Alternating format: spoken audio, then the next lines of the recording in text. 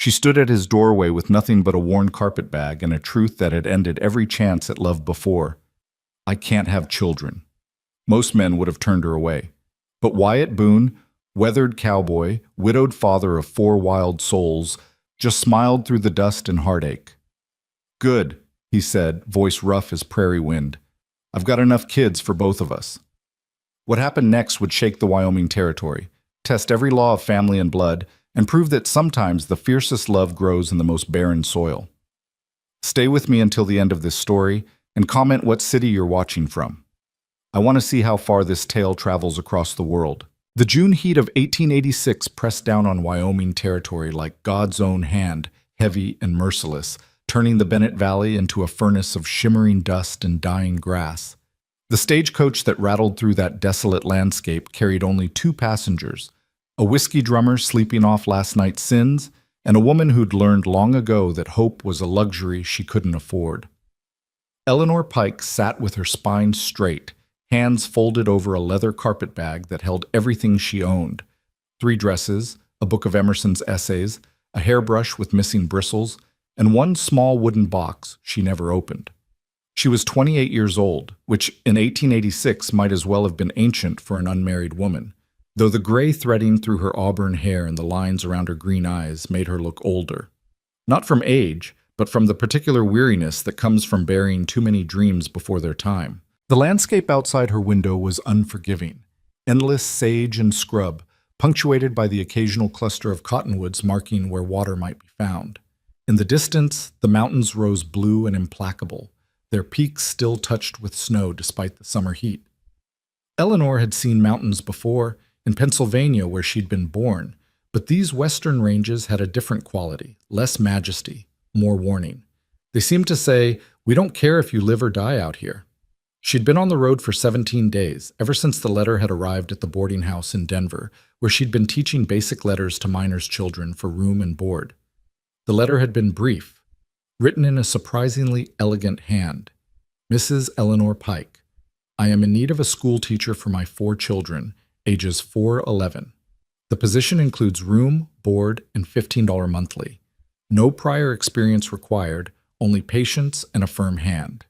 The ranch is remote. Town is 7 miles. If you can read this letter and still want to come, you're the right sort of stubborn. Wyatt Boone Bennett. Valley, Wyoming Territory. The letter had arrived on the same day her landlady informed her the boarding house was closing. The mine had played out, and the town was dying.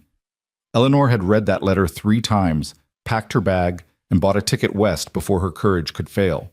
She'd learned not to ask too many questions about new beginnings. Every time she'd asked questions, the answers had closed doors. The stagecoach lurched over a particularly vicious rut, and the whiskey drummer jerked awake with a snort. He squinted at Eleanor through bloodshot eyes, taking in her worn but respectable traveling dress, the careful way she held herself apart from the dusty upholstery. "You headed to Clearwater?" he asked, his voice graveled with drink and tobacco.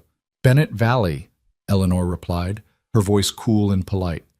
The voice of a woman who'd learned to discourage familiarity. The drummer's eyebrows rose. "Bennett Valley? Ain't nothing out there but the Boone place. You got business with Wyatt?"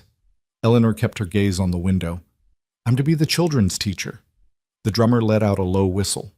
"Well, hell, pardon my language, ma'am, but those kids, they've run off 3 teachers in 2 years, little savages, the lot of them. No offense to Wyatt, but he's been raising them wild since their mama—" He stopped abruptly, seeming to realize he'd said too much. Eleanor turned to look at him directly.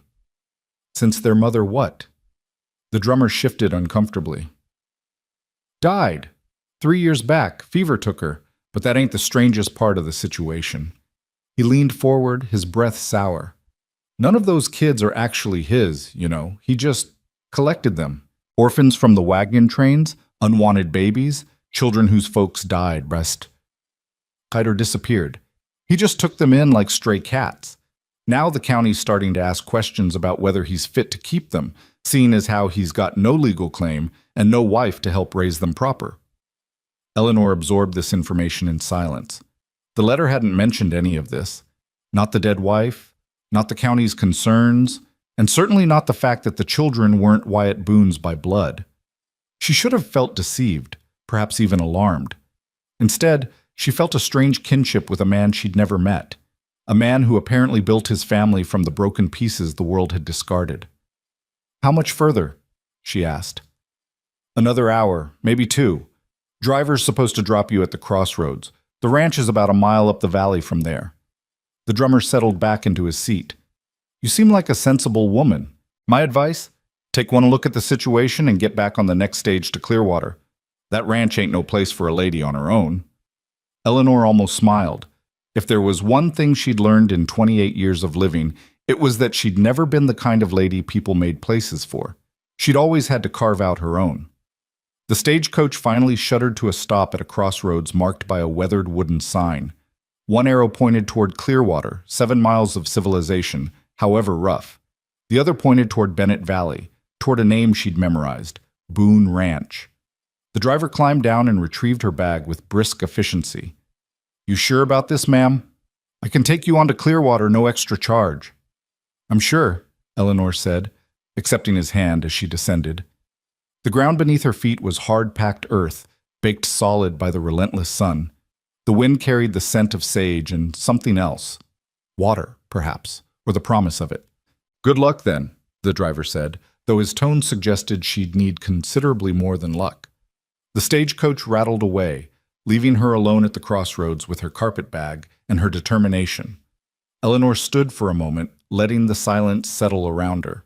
It was so quiet out here that she could hear the wind moving through the grass, the distant cry of a hawk circling overhead.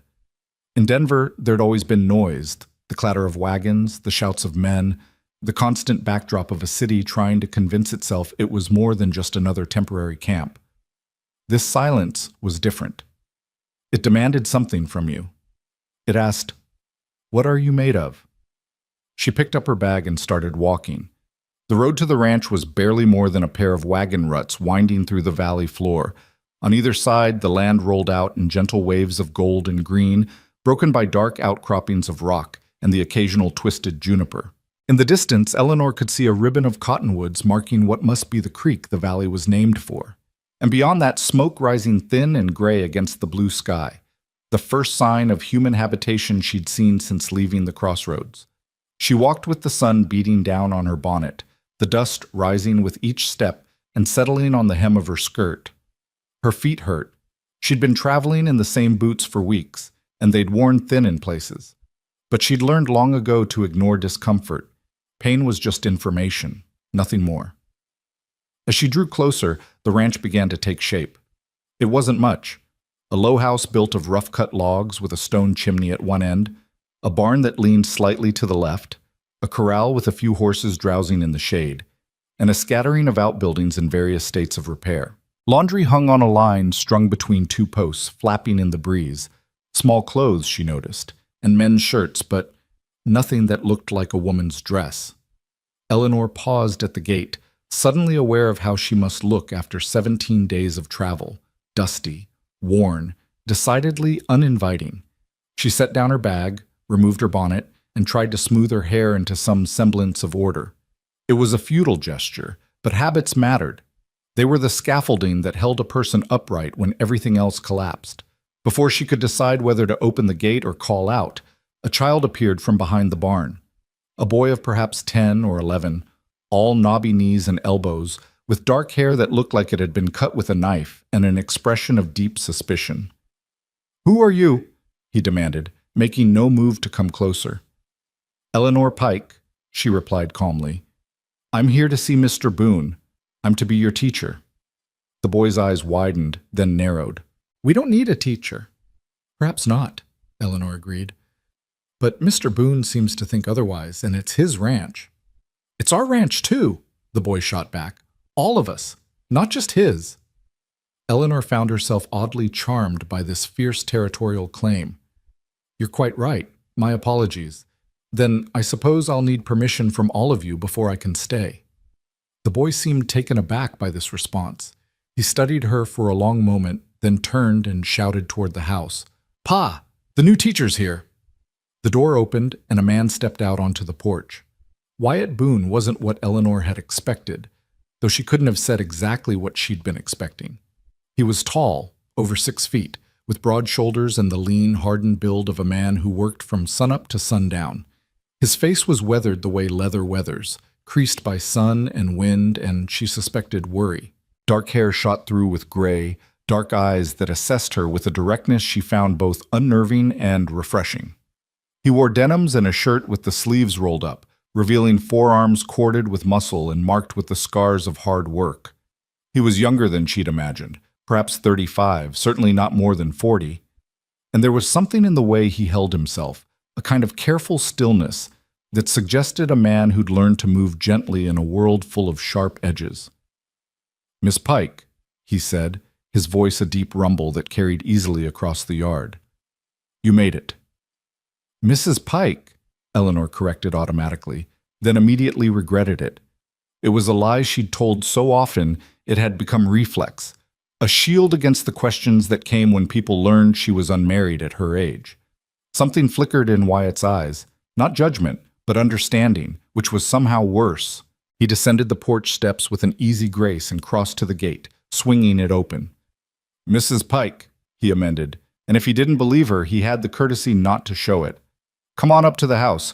You must be tired from the journey." Eleanor picked up her bag, but Wyatt took it from her with a gentle insistence. "I've got it," he said. Then to the boy who was still watching with suspicious eyes, "Eli, go tell the others to come meet Mrs. Pike, and for God's sake, make sure they're decent." Eli took off at a run, and Eleanor followed Wyatt toward the house. Up close, she could see the care that had gone into the place despite its rough appearance. The porch steps were solid, the windows recently glazed, the door hanging straight and true. Inside, the house was dim and surprisingly cool after the blazing sun. The main room served as kitchen, dining room, and sitting room all at once. A large stone fireplace dominated one wall, a scarred table and mismatched chairs occupied the center, and in one corner stood a rocking chair with what looked like mending piled on the seat. "It's not much," Wyatt said, setting her bag down near the door, "but it's clean and the roof doesn't leak, at least not much." "It's fine," Eleanor said, and meant it. She'd lived in worse places. "The letter mentioned 4 children?" "Yes, ma'am, 4. Wyatt moved to the stove where a pot of coffee sat warming. He poured 2 cups without asking and handed her one. "You met Eli. He's 11, best I can figure. Then there's Mara. She's 9. Tommy's 7, and June's the baby at 4. They're good kids, but they've been through a lot. They don't trust easy." "I don't imagine they would," Eleanor said, accepting the coffee. It was strong and bitter, but hot, and she was grateful for it. "The man on the stagecoach told me their circumstances." Wyatt's jaw tightened. "Did he now? What else did he tell you?" Eleanor met his gaze directly. "That they're not yours by blood, that their mother, your wife, died 3 years ago, that the county has questions about your fitness to keep them." For a long moment, Wyatt didn't respond. He stood by the window, silhouetted against the bright afternoon light, his expression unreadable. When he finally spoke, his voice was carefully controlled. "That's all true. I won't lie to you about any of it. My wife Clara and we couldn't have children of our own. So we took in the ones nobody else wanted. First it was just Eli, found him half-starved by a wagon train, parents both dead of cholera. Then Mara came from a family passing through, too many mouths to feed, and she was one too many. Tommy's mother died in childbirth. Father drank himself to death 6 months later. And June—" He paused, and Eleanor saw his throat work. "June was left on our doorstep in a basket. Couldn't have been more than a few weeks old. Never did find out where she came from." "And your wife?" Eleanor asked quietly. "Influenza. Took her in 3 days. She was the heart of this family, and when she died—" Wyatt's voice roughened. "Well, things got harder. The county marshal came by last year, said there were concerns about me raising 4 children alone, especially children I'd never legally adopted. Said there needed to be a woman in the house to make it proper, to make sure the children were being raised right. He gave me 6 months to find a wife or a housekeeper, or they'd take the kids to the orphanage in Cheyenne." Eleanor felt her stomach drop. "That's why you needed a teacher, to show the county there's a woman here." "Partly," Wyatt admitted, "but also because the kids need education. They need more than I can give them. I can teach them to rope and ride, to read sign and survive out here. But you can teach them the things Clara would have taught them. How to think and speak proper, how to make their way in the world beyond this valley. Before Eleanor could respond, the sound of running feet announced the arrival of the other children. They burst through the door in a tumble of noise and motion, Eli leading the way, followed by a girl with tangled blonde hair and fierce blue eyes who must be Mara, then a smaller boy with a gap-toothed grin who could only be Tommy, and finally, clinging to Eli's hand, the smallest child Eleanor had ever seen who wasn't still a baby. June was tiny, all enormous dark eyes and delicate features, wearing a dress that had been mended so many times it was more patches than original fabric. She regarded Eleanor with the wary intensity of a wild creature deciding whether to flee or investigate. The children lined up in front of Eleanor with varying degrees of enthusiasm. Eli still suspicious, Mara openly defiant, Tommy curious, and June hiding half behind her brothers. "Children," Wyatt said, his voice gentle but firm. "This is Mrs. Pike. She's come a long way to be your teacher." "We don't need a teacher," Mara said, echoing Eli's earlier declaration. "We do just fine." "Is that so?" Eleanor set down her coffee cup and studied the girl. "Can you write your name?" Mara's chin came up. "I can write it in the dirt with a stick. Can you write it on paper with ink? Can you write a letter to someone who lives far away? Can you read a book?" Eleanor kept her voice mild, conversational. "Because those things matter, you know. The world is bigger than this valley, and someday you might want to see some of it. Education is how you make choices instead of just accepting whatever life hands you." Something flickered in Mara's eyes. Not quite agreement, but at least a glimmer of consideration. It was Tommy who broke the standoff, stepping forward with that gap-toothed grin. "Can you really read books?" he asked, his voice filled with wonder. "I can," Eleanor confirmed. "I've read hundreds of them." "Hundreds?" Tommy's eyes went wide. "Are there really that many books in the whole world?" "More than you could read in 10 lifetimes," Eleanor said, and felt a familiar warmth spread through her chest. This moment of a child's mind opening to possibility. This was why she'd kept teaching even when everything else had fallen apart. "And if you'd like, I can teach you to read them too." "Could you read us a story?" Tommy asked eagerly. "Right now?" Wyatt started to intervene. "Tommy, Mrs. Pike just got here. She's tired." "I'd be happy to," Eleanor interrupted. She opened her carpet bag and withdrew the book she'd carried across half the country, a worn copy of Grimm's fairy tales, its spine cracked from countless readings. "Shall we sit outside? It's too fine an afternoon to waste indoors." The children's faces transformed. Even Eli's suspicion softened into something like interest, and Mara's defiance gave way to curiosity. They followed Eleanor out to the porch, and she settled into the rocking chair while they arranged themselves on the steps below her. June, after a moment's hesitation, climbed up into Eleanor's lap with the unself-conscious trust of very young children. Eleanor opened the book, feeling the familiar weight of it in her hands, and began to read. She'd always had a gift for voices. She could make the wolf sound menacing and the princess sound brave, could shift from narrator to character with ease. The children were transfixed, their eyes fixed on her face as the story unfolded. Even Wyatt, who'd followed them outside and now leaned against the porch rail, seemed caught up in the tale. As she read, Eleanor felt something inside her chest begin to unknot. Some tension she'd been carrying so long she'd forgotten it was there. The weight of June in her lap, warm and solid. The rapt attention of the older children. The way the late afternoon light turned everything golden and gentle. For the first time in longer than she could remember, she felt like she was exactly where she was supposed to be. When the story ended, there was a moment of perfect silence. Then Tommy burst out, "Read another one." "Tomorrow," Eleanor promised. "I think Mrs. Pike needs to rest now," Wyatt said gently, "and you all have chores to finish before supper." The children dispersed with varying degrees of reluctance, even Mara looking back over her shoulder as if to make sure Eleanor wouldn't disappear. Only June remained, still nestled in Eleanor's lap, her small hand clutched in Eleanor's skirt. "June," Wyatt said softly, "come on, sweetheart. Let Mrs. Pike get settled." But June burrowed deeper against Eleanor's chest, and Eleanor found herself tightening her arms around the child instinctively. She's fine, she said. If it's all right with you. Wyatt's expression softened into something unreadable. Sure, if you don't mind. They sat in companionable silence for a while, the sounds of the ranch settling into evening around them, the horses moving in the corral, the chickens Eleanor hadn't noticed before scratching in the dirt, the distant lowing of cattle somewhere up the valley. The sun was sinking toward the mountains now, painting the sky in shades of amber and rose. There's something I need to tell you, Eleanor said finally, the words coming harder than she'd expected. Before we go any further. Before you show me where I'll be staying, or we talk about salary, or any of the practical matters. She paused, gathering her courage. I can't have children. Wyatt turned to look at her, his dark eyes steady and patient. Eleanor forced herself to continue. I was married once, years ago. My husband and I, we tried. For 5 years we tried, but I couldn't. Her voice caught. The doctors said I was barren.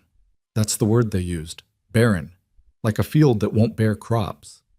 She expected pity or embarrassment or the careful distance people always put between themselves and women like her, women who failed at the one thing society said they were meant to do. Instead, Wyatt crossed to the rocking chair and crouched down so they were at eye level. Mrs. Pike, he said, his voice gentle but firm. Look at me. She did, though it cost her. You being here isn't about bearing children. It's about raising them, teaching them, showing them there's more to life than survival. He gestured toward the yard where the children had disappeared. Those 4 kids in there, they've already been born. They've already been abandoned or orphaned or given up on. What they need isn't a woman who can give birth. What they need is a woman who can give them a future. Eleanor felt tears prick her eyes and blinked them back fiercely. The man on the stagecoach said you needed a wife to satisfy the county. I need a woman in this house who cares about those children, Wyatt corrected. Whether you're a teacher or a housekeeper or something else, that's between you and me and nobody else's business. As far as the county is concerned, you're here in a respectable capacity, and that's all that matters. He paused, then added quietly, and for what it's worth, that husband of yours was a fool. Any man who'd judge a woman's worth by whether she can bear children isn't worth the air he breathes. The tears escaped then, tracking hot down Eleanor's cheeks. She couldn't remember the last time someone had defended her like that, had looked at her brokenness and seen something whole instead. June stirred in her lap, looking up with those enormous dark eyes. Why are you crying? The child asked in a small, clear voice. Eleanor managed a shaky laugh and wiped her eyes. Because sometimes people say exactly the right thing at exactly the right time, and it makes you feel like maybe the world isn't as hard as you thought it was. June considered this with the seriousness only a 4-year-old can muster. Then she reached up and patted Eleanor's cheek with one small hand. Don't be sad. We like you. And just like that, the last of Eleanor's careful defenses crumbled. She pulled the child close and let herself cry. Not the bitter tears of grief and loss she'd shed so many times before, but something softer, something that felt almost like relief. Wyatt stood and moved back to the porch rail, giving her space while staying close enough that she wouldn't feel alone. He understood, she realized. He knew what it was like to carry weight that no one else could see, to feel broken in ways that didn't show. When Eleanor had composed herself, she looked up to find the sun had nearly set. The sky now a deep purple shot through with gold. I should probably see where I'll be staying, she said, if the offer still stands. The offer stands, Wyatt confirmed, and will stand as long as you want it to. He led her inside, June still attached to her like a small barnacle, and showed her to a room off the main space, small but clean, with a real bed, a dresser with a cracked mirror, and a window that looked out toward the mountains. This was Clara's sewing room, he said, but it hasn't been used for much since, well, it's yours now if you want it. Eleanor set her carpet bag on the bed and looked around. The room smelled faintly of lavender and dust, and there were still spools of thread lined up on the dresser like soldiers. Evidence of a woman who'd lived here, loved here, tried to make beauty in this harsh place. It's perfect, she said, and meant it. Supper's in about an hour, Wyatt said. Nothing fancy. Just stew and cornbread. But you're welcome to rest until then. After he left, pulling June gently along with promises of helping with the chickens, Eleanor sat on the edge of the bed and let the reality of her situation settle over her. She was here, in Wyoming territory, in a valley that barely registered on any map, in a house full of orphan children and one cowboy who smiled through heartache. She should have been terrified, should have been questioning every decision that had led her to this moment.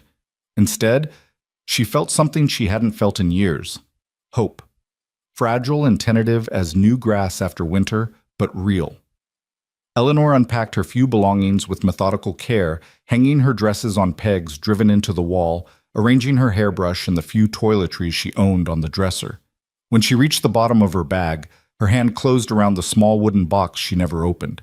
She sat holding it for a long moment, running her thumb over the carved lid. Inside was a child's ribbon, pale blue silk, faded now, and a lock of downy hair. The only evidence that once, for 3 brief days, she'd been a mother. The baby had been born too early, too small. He'd lived just long enough for her to name him, Thomas, after her father, and then he'd slipped away like smoke. Her husband had blamed her. The doctors had blamed her. She'd blamed herself. For years, she'd carried that box like a stone around her neck, unable to let it go, but unable to look at what was inside. Now, sitting in this small room in a borrowed house full of borrowed children, Eleanor opened the box and looked at the ribbon and the lock of hair. "I didn't forget you," she whispered. "I could never forget you." But for the first time, looking at those relics didn't feel like drowning.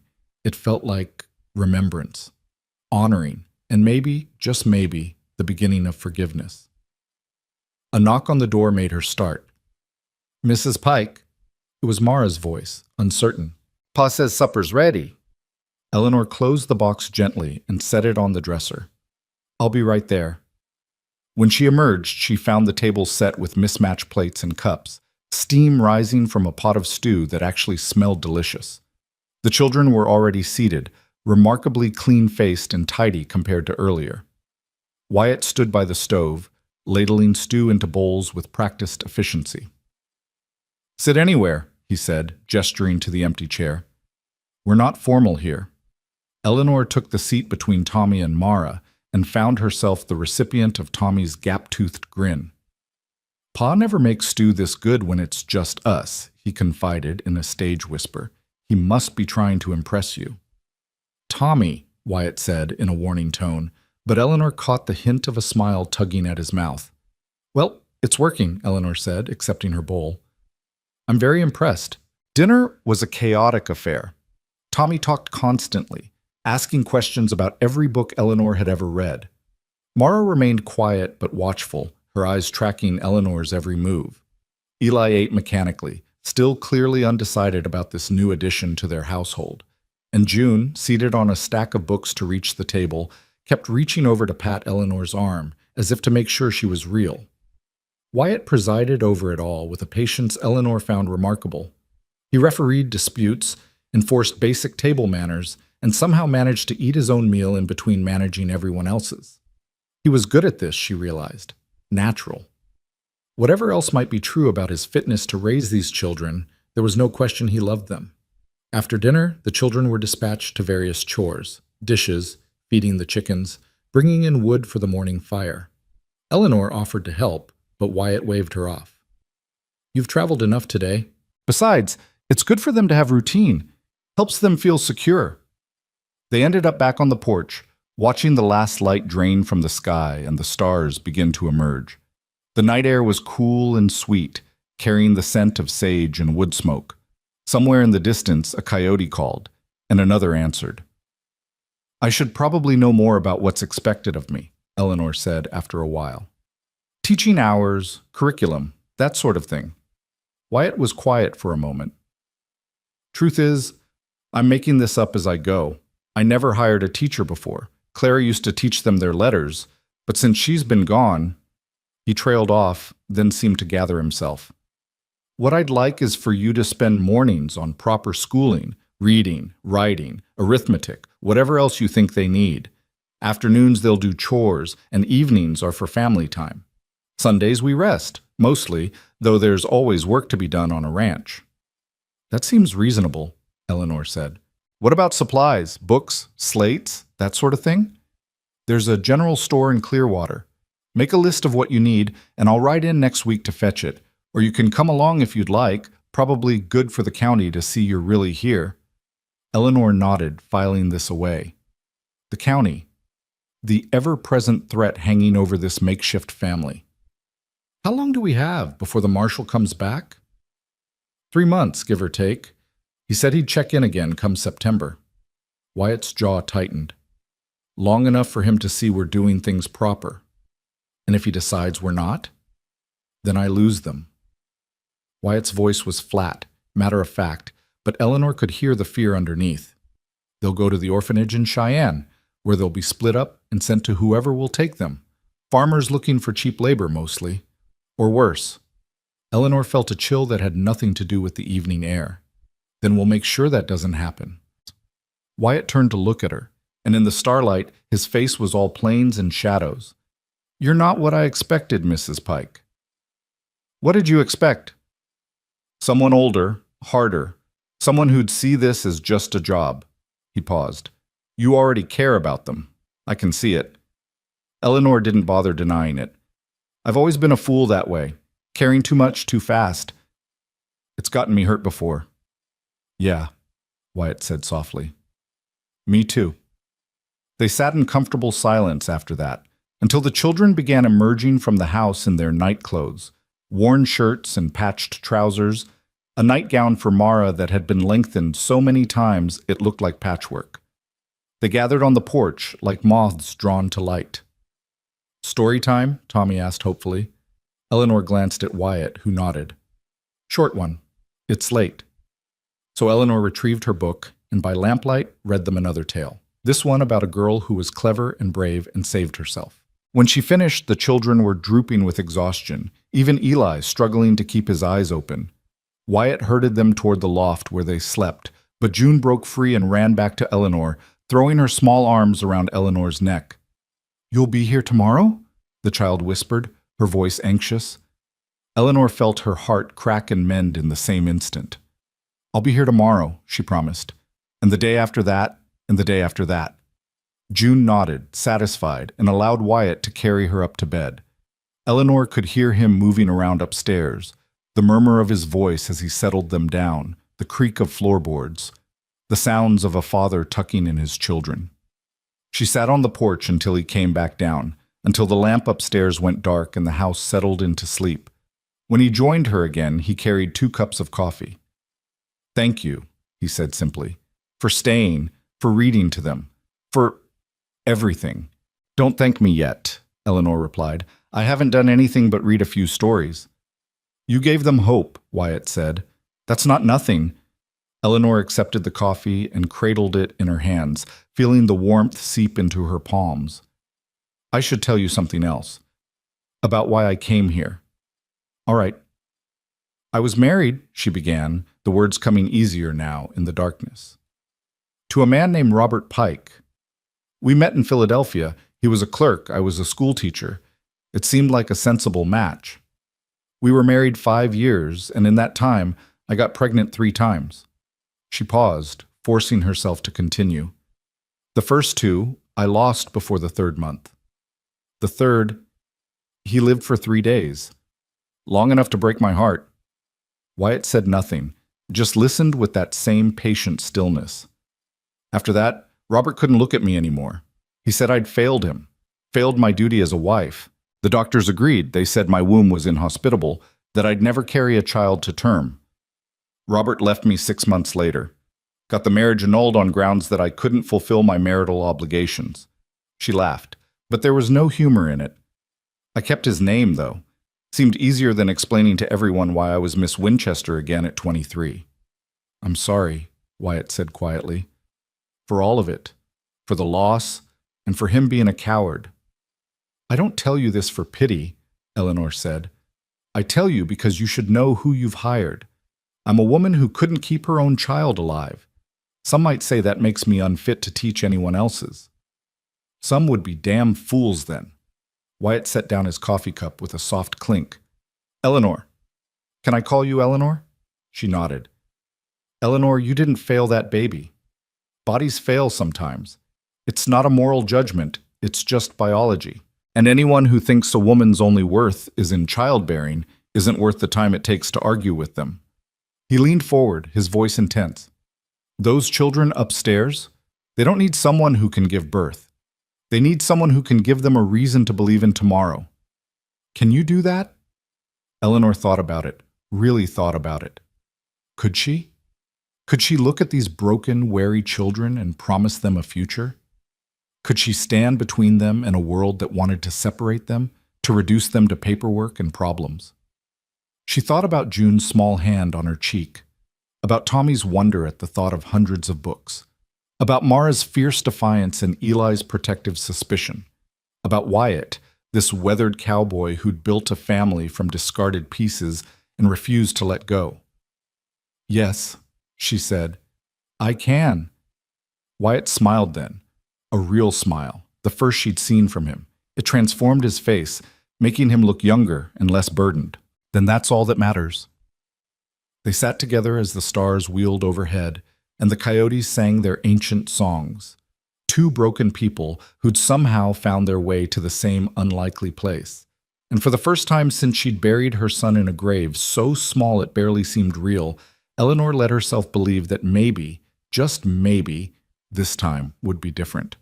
Tomorrow, she'd begin teaching. Tomorrow, she'd start building something that might last.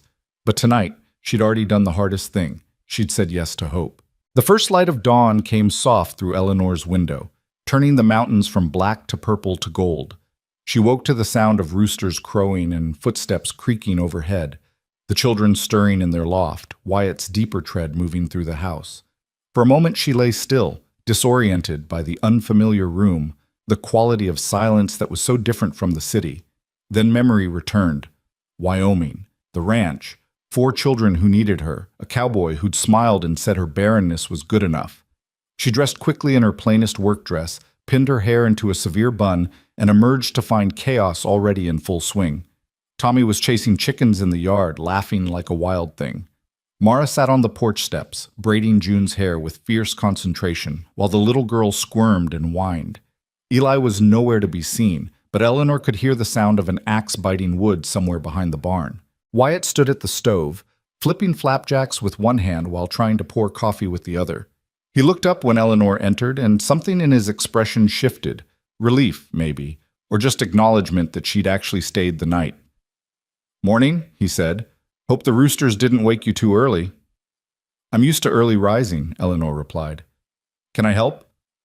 "Can you keep those flapjacks from burning while I deal with the coffee situation?" Eleanor took the spatula from him, their fingers brushing briefly in the transfer.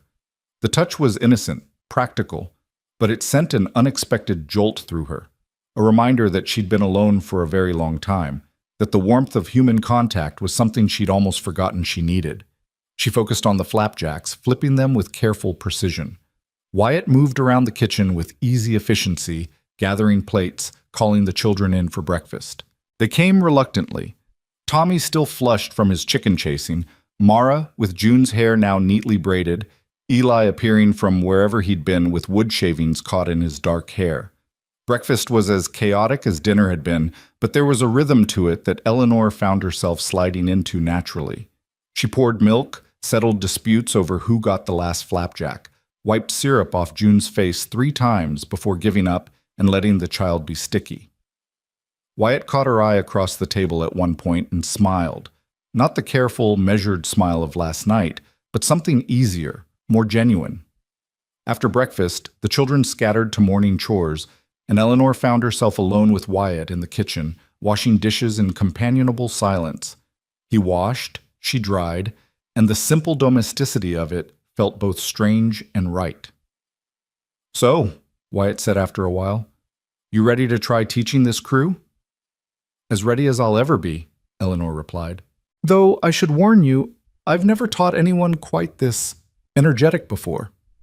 Wyatt laughed, a sound that seemed to surprise him as much as it surprised her. "That's a polite way of putting it. Clara used to say they were half children, half wild animals."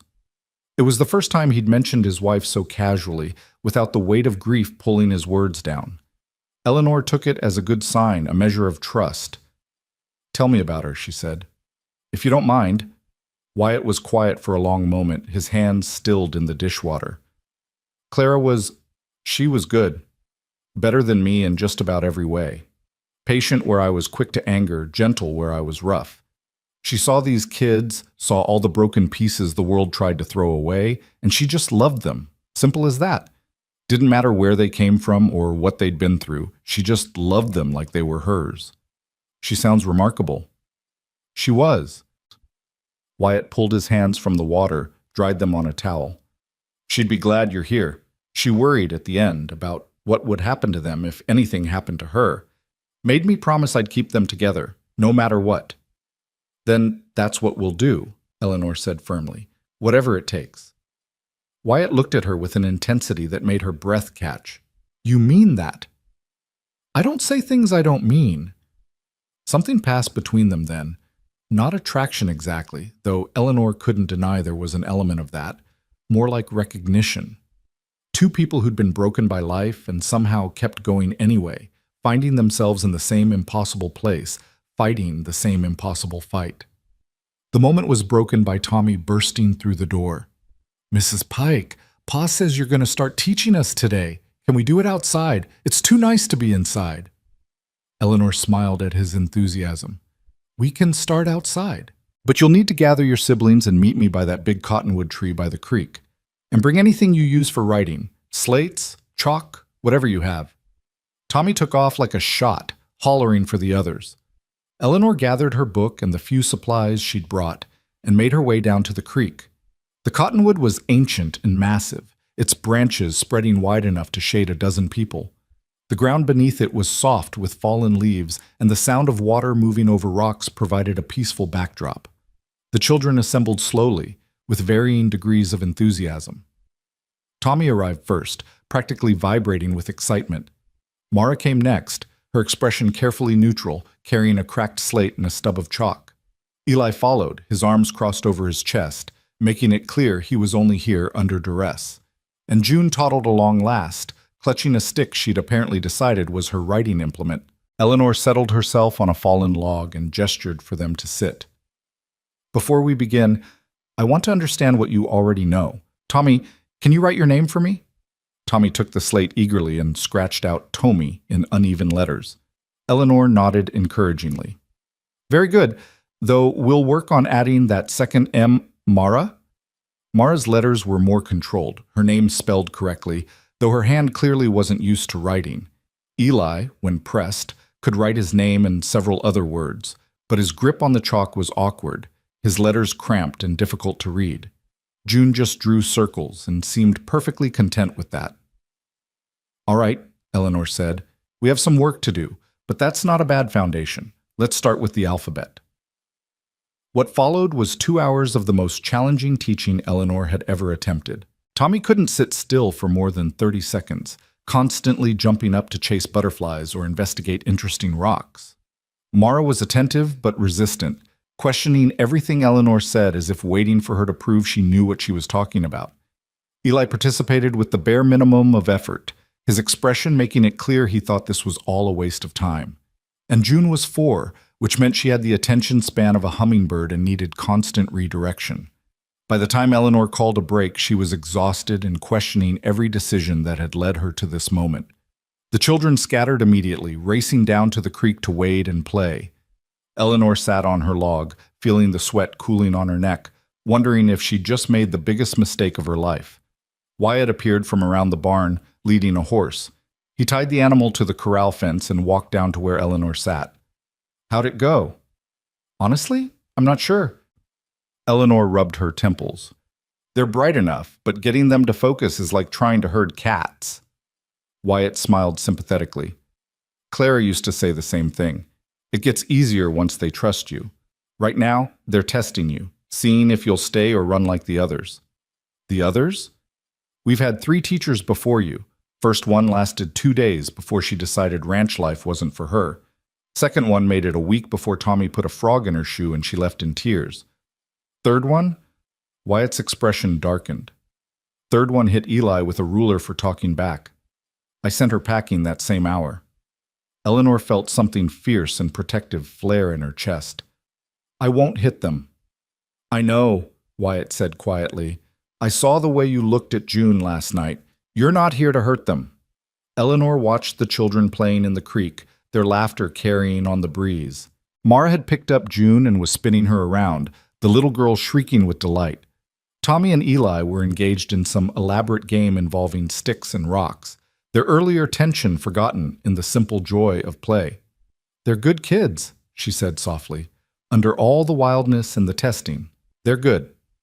Yeah, Wyatt agreed. They are. They've just been hurt enough times that they've learned to be wild first, to keep people at a distance, safer that way. Eleanor understood that impulse all too well. How long before lunch? About an hour. Why? I have an idea. Eleanor stood, brushing leaves from her skirt. Is there a place in town that sells sweets, peppermint sticks, or lemon drops? Wyatt's eyebrows rose. You planning to bribe them? I prefer to think of it as positive reinforcement, Eleanor said primly. But yes, essentially, if they can get through an entire afternoon lesson without running off, I'd like to reward them. Build some positive associations with learning. There's a jar of horehound candy in the pantry. Claire kept it for special occasions. You're welcome to use it. That afternoon, Eleanor reconvened lessons with a new strategy. She kept them shorter, breaking instruction into 15-minute chunks with movement breaks in between. She turned spelling into a game, having them race to write words in the dirt. She had them practice their numbers by counting rocks and sticks, making it physical and active rather than sedentary. And at the end, when they'd made it through 2 solid hours with minimal chaos, she produced the horehound candy.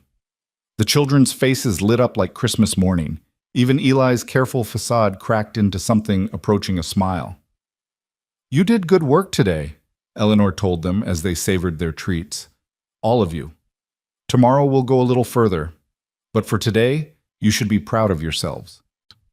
The days began to blur together into a pattern that felt almost like routine. Eleanor woke with the sun, helped with breakfast, taught lessons until noon. Afternoons were for the children's chores, feeding chickens, gathering eggs, helping in the vegetable garden that Mara tended with surprising care. Evenings brought supper, story time, and the gentle settling of the house into sleep. Eleanor found herself learning the rhythms of ranch life almost without meaning to. She learned which chickens were good layers and which were just ornery.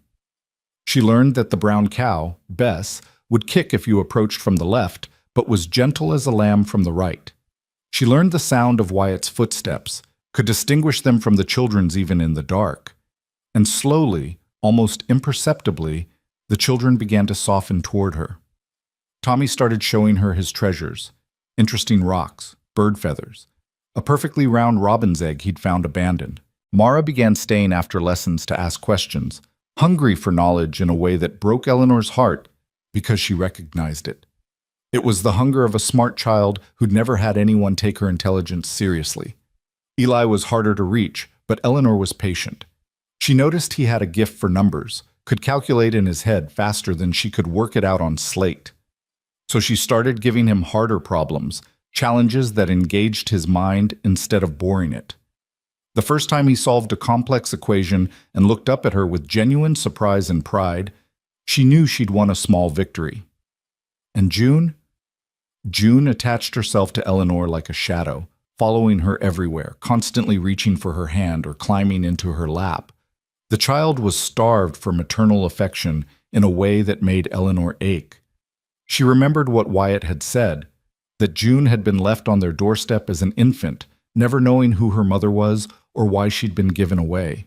3 weeks into her tenure at the ranch, Eleanor woke in the middle of the night to the sound of crying. She lit her lamp and followed the sound to the base of the ladder leading to the children's loft. The crying was coming from above, small, hiccuping sobs that tried to be quiet but couldn't quite manage it. Eleanor climbed the ladder carefully, mindful of the worn rungs. The loft was one large space under the sloped roof, divided by hanging blankets into sleeping areas. The crying was coming from the corner where June slept. Eleanor made her way over, finding the child curled in a ball, tears streaming down her face, her breath coming in gasps. "June, sweetheart, what's wrong?" Eleanor knelt beside the narrow cot, laying a gentle hand on the child's back. June's eyes flew open, wide with fear. "Bad dream," she whimpered. "Scary." "It's all right now. You're safe." Eleanor gathered the child into her arms, feeling the small body shake with residual fear. "Do you want to tell me about it?" June buried her face in Eleanor's shoulder. "Lost," she whispered. "Everyone gone. Calling and calling, but nobody comes." Eleanor's throat tightened. She rocked the child gently, humming a song her own mother had sung to her a lifetime ago.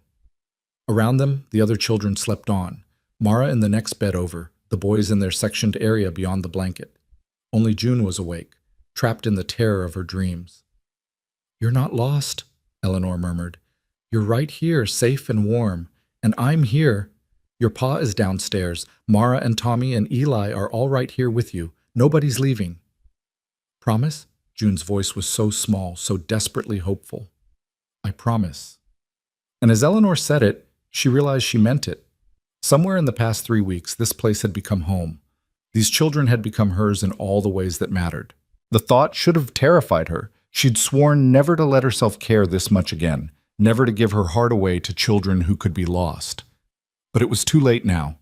She was already in love with all of them. She stayed in the loft, rocking June until the child's breathing evened out and she drifted back to sleep. Only then did Eleanor carefully return her to bed, tucking the thin blanket around her small form.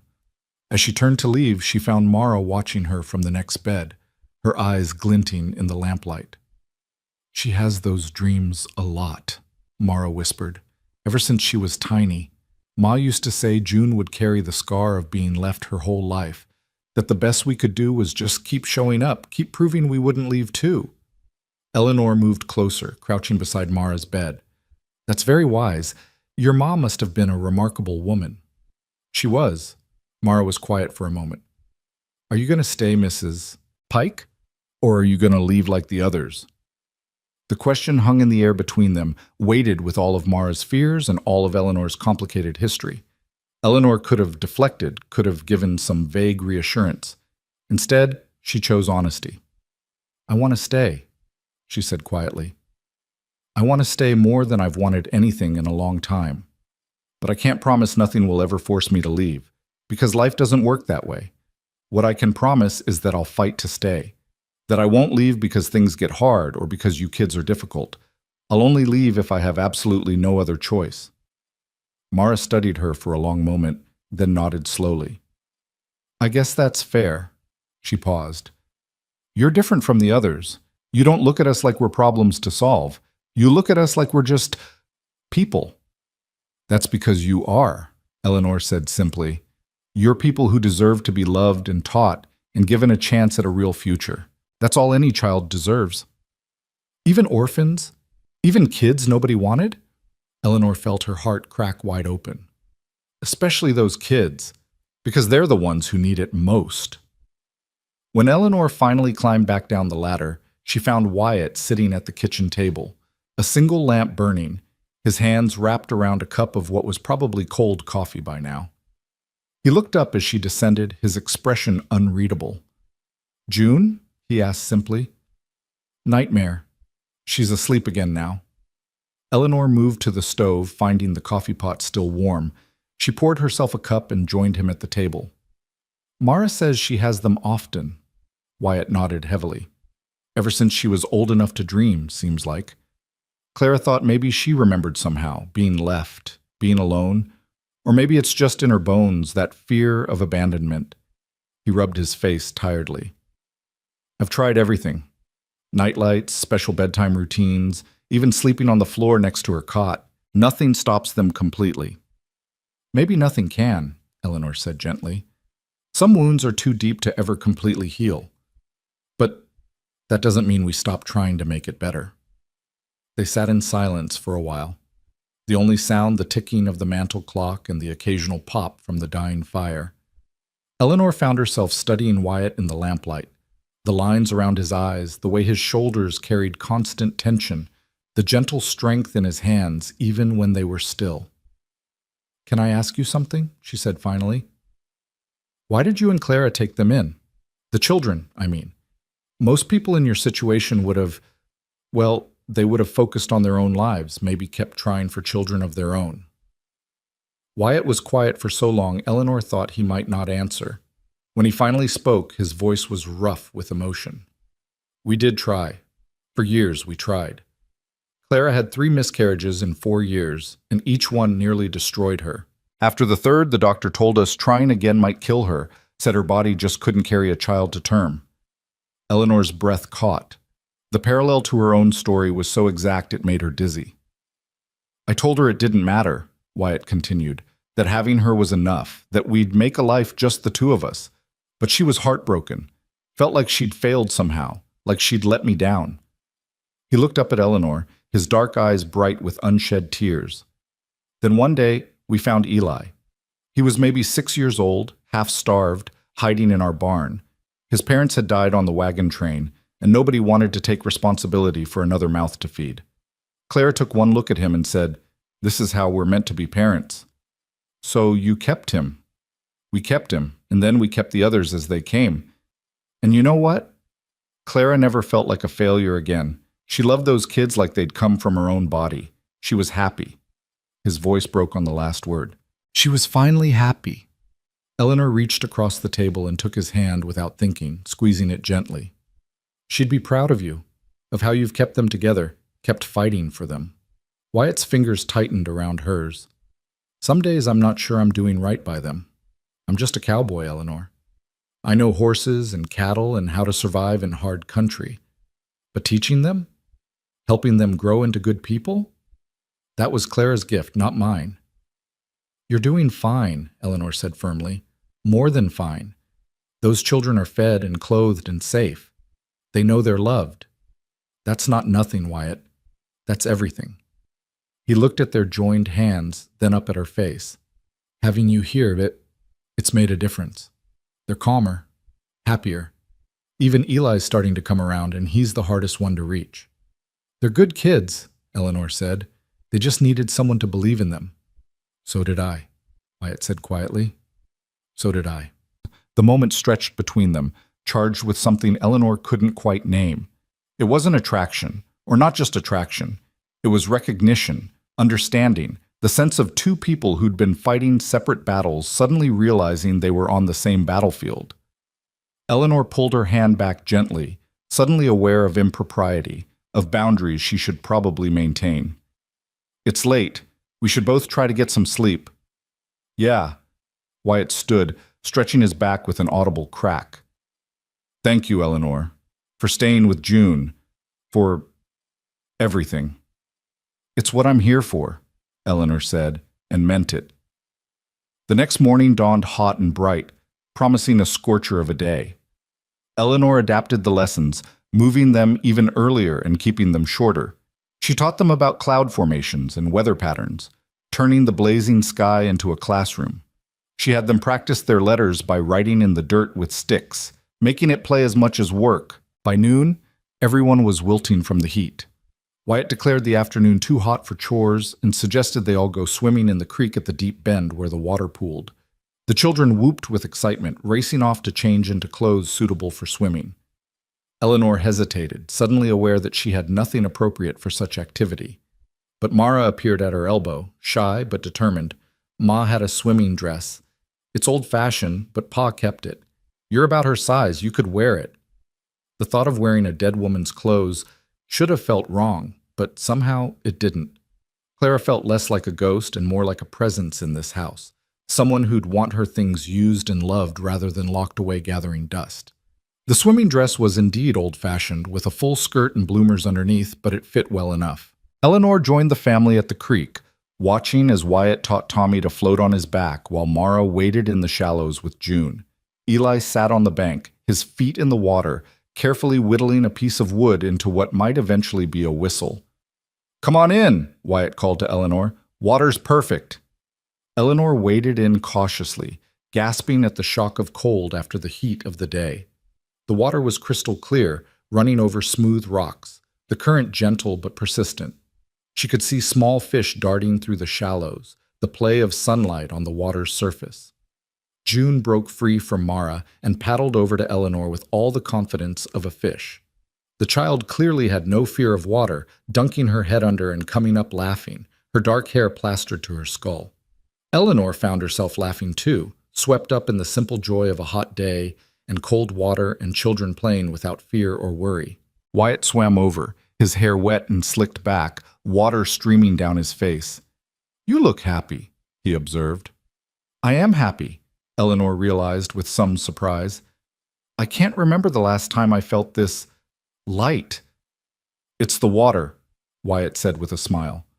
"Washes away everything except what matters." They floated side by side in the gentle current, watching the children play, and Eleanor felt something in her chest unknot, some tension she'd been carrying so long she'd forgotten it was there. For the first time in years, she wasn't thinking about what she'd lost or what she could never have. She was just here, now, in this moment with these people who were becoming her family. That evening, after supper and stories, after the children had been tucked into bed and the house had settled into quiet, Eleanor found herself back on the porch with Wyatt. It had become their routine, these quiet evening conversations under the stars. A time to decompress from the day, to share observations about the children, to simply exist in each other's company without expectation or demand. "The marshal's coming next week," Wyatt said without preamble. "County sent word today when I was checking the mailbox at the crossroads." Eleanor felt her stomach drop. "Already? I thought we had more time." "So did I. But apparently there's been some pressure from the town council, people asking questions about propriety, about whether it's appropriate for an unmarried man and woman to be living under the same roof, even with the children here." Wyatt's voice was tight with anger. As if any of them gave a damn about these kids before. As if they didn't turn a blind eye when the children needed help. "What do we need to do?" Eleanor asked, forcing her voice to stay calm even as her heart raced. "Show him we're doing things proper, that the kids are being educated, that there's a woman's influence in the house, that everything is respectable and above board." Wyatt ran a hand through his hair in frustration. "I hate this. Hate having to prove to strangers that I love these children, that I'm capable of raising them right." "I know," Eleanor said softly. "But if it keeps them safe, keeps them with you, then we'll do whatever we have to do." Wyatt looked at her for a long moment. "You mean that? You're really willing to fight for them?" "I told you the first night, I don't say things I don't mean." Eleanor met his gaze steadily. "These children are mine now too, Wyatt. Maybe not by blood or law, but in every way that matters. Nobody's taking them without a fight." Something fierce and grateful flashed across Wyatt's face. He reached for her hand, and this time Eleanor didn't pull away. They sat like that, hands clasped, watching the stars wheel overhead, drawing strength from each other for the battle ahead. Neither of them spoke of the growing feeling between them, the way Eleanor's breath caught when Wyatt smiled, the way Wyatt's eyes followed Eleanor when she moved through the house, the comfortable silence that spoke of deep understanding. There wasn't time for such things. There was only the fight ahead, the children to protect, the family to save. But the feeling was there nonetheless, growing like prairie grass after rain, quiet, persistent, and impossible to ignore. The week before the marshal's visit passed in a blur of preparation that felt equal parts necessary and absurd. Eleanor threw herself into making the house look as respectable as possible, scrubbing floors that were already clean, mending curtains that hardly needed mending, organizing shelves with a precision that bordered on obsessive. The children caught her anxiety like a fever, growing quieter and more watchful as the days ticked down. On Tuesday, Eleanor was beating dust from the rug on the porch when Mara appeared beside her, her face tight with worry. "Mrs. Pike, what happens if the marshal doesn't think we're good enough? What if he says Pa can't keep us?" Eleanor set down the rug beater and pulled the girl close, feeling the tension in her thin shoulders. "Then we'll figure something else out. But that's not going to happen, Mara. You're good children being raised by a good man. The marshal will see that." "The last marshal didn't," Mara said quietly. "The one before this one. He came 2 years ago, after Ma died. He looked at us like we were cattle at auction, trying to figure out what we were worth. He told Pa that orphans belonged in orphanages, not on ranches, that Pa was being selfish keeping us here." Eleanor felt anger flare hot in her chest. "What did your Pa say?" He said we were his children, orphanage or no orphanage, and that the marshal could go straight to hell if he thought otherwise. A ghost of a smile crossed Mara's face. Ma would have washed his mouth out with soap for cursing, but she'd have agreed with the sentiment. So would I, Eleanor said firmly. And this time, there's two of us standing between you and anyone who tries to take you away. That has to count for something. Wednesday brought unexpected rain, a blessing after weeks of heat, but a complication for Eleanor's plans to showcase the children's outdoor learning. She adapted quickly, turning the main room into a classroom and drilling them on their letters and numbers with an intensity that had Tommy squirming in his chair and even Eli paying close attention. Wyatt watched from the doorway at one point, his expression unreadable, before disappearing back outside to tend to the animals in the downpour. That evening, as Eleanor helped clear the supper dishes, Wyatt caught her arm gently. You're pushing too hard. The kids are wound tight as springs, and you look like you haven't slept in days.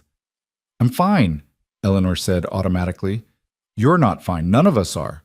Wyatt's voice was gentle but firm. Come on, let's take a walk. In the rain? It's letting up. Besides, sometimes you need the weather to match how you're feeling inside. They left the children under Eli's watchful supervision and walked out into the damp evening. The rain had indeed slowed to a fine mist, and the air smelled of wet sage and earth. The mountains were hidden behind low clouds, and everything felt close and intimate, like the world had shrunk down to just this valley, just this moment. They walked in silence for a while, following the creek path Eleanor had come to know so well. Finally, Wyatt spoke. I'm scared, Eleanor. I haven't said it out loud to anyone, but I'm terrified. What if we've done all this and it's still not enough?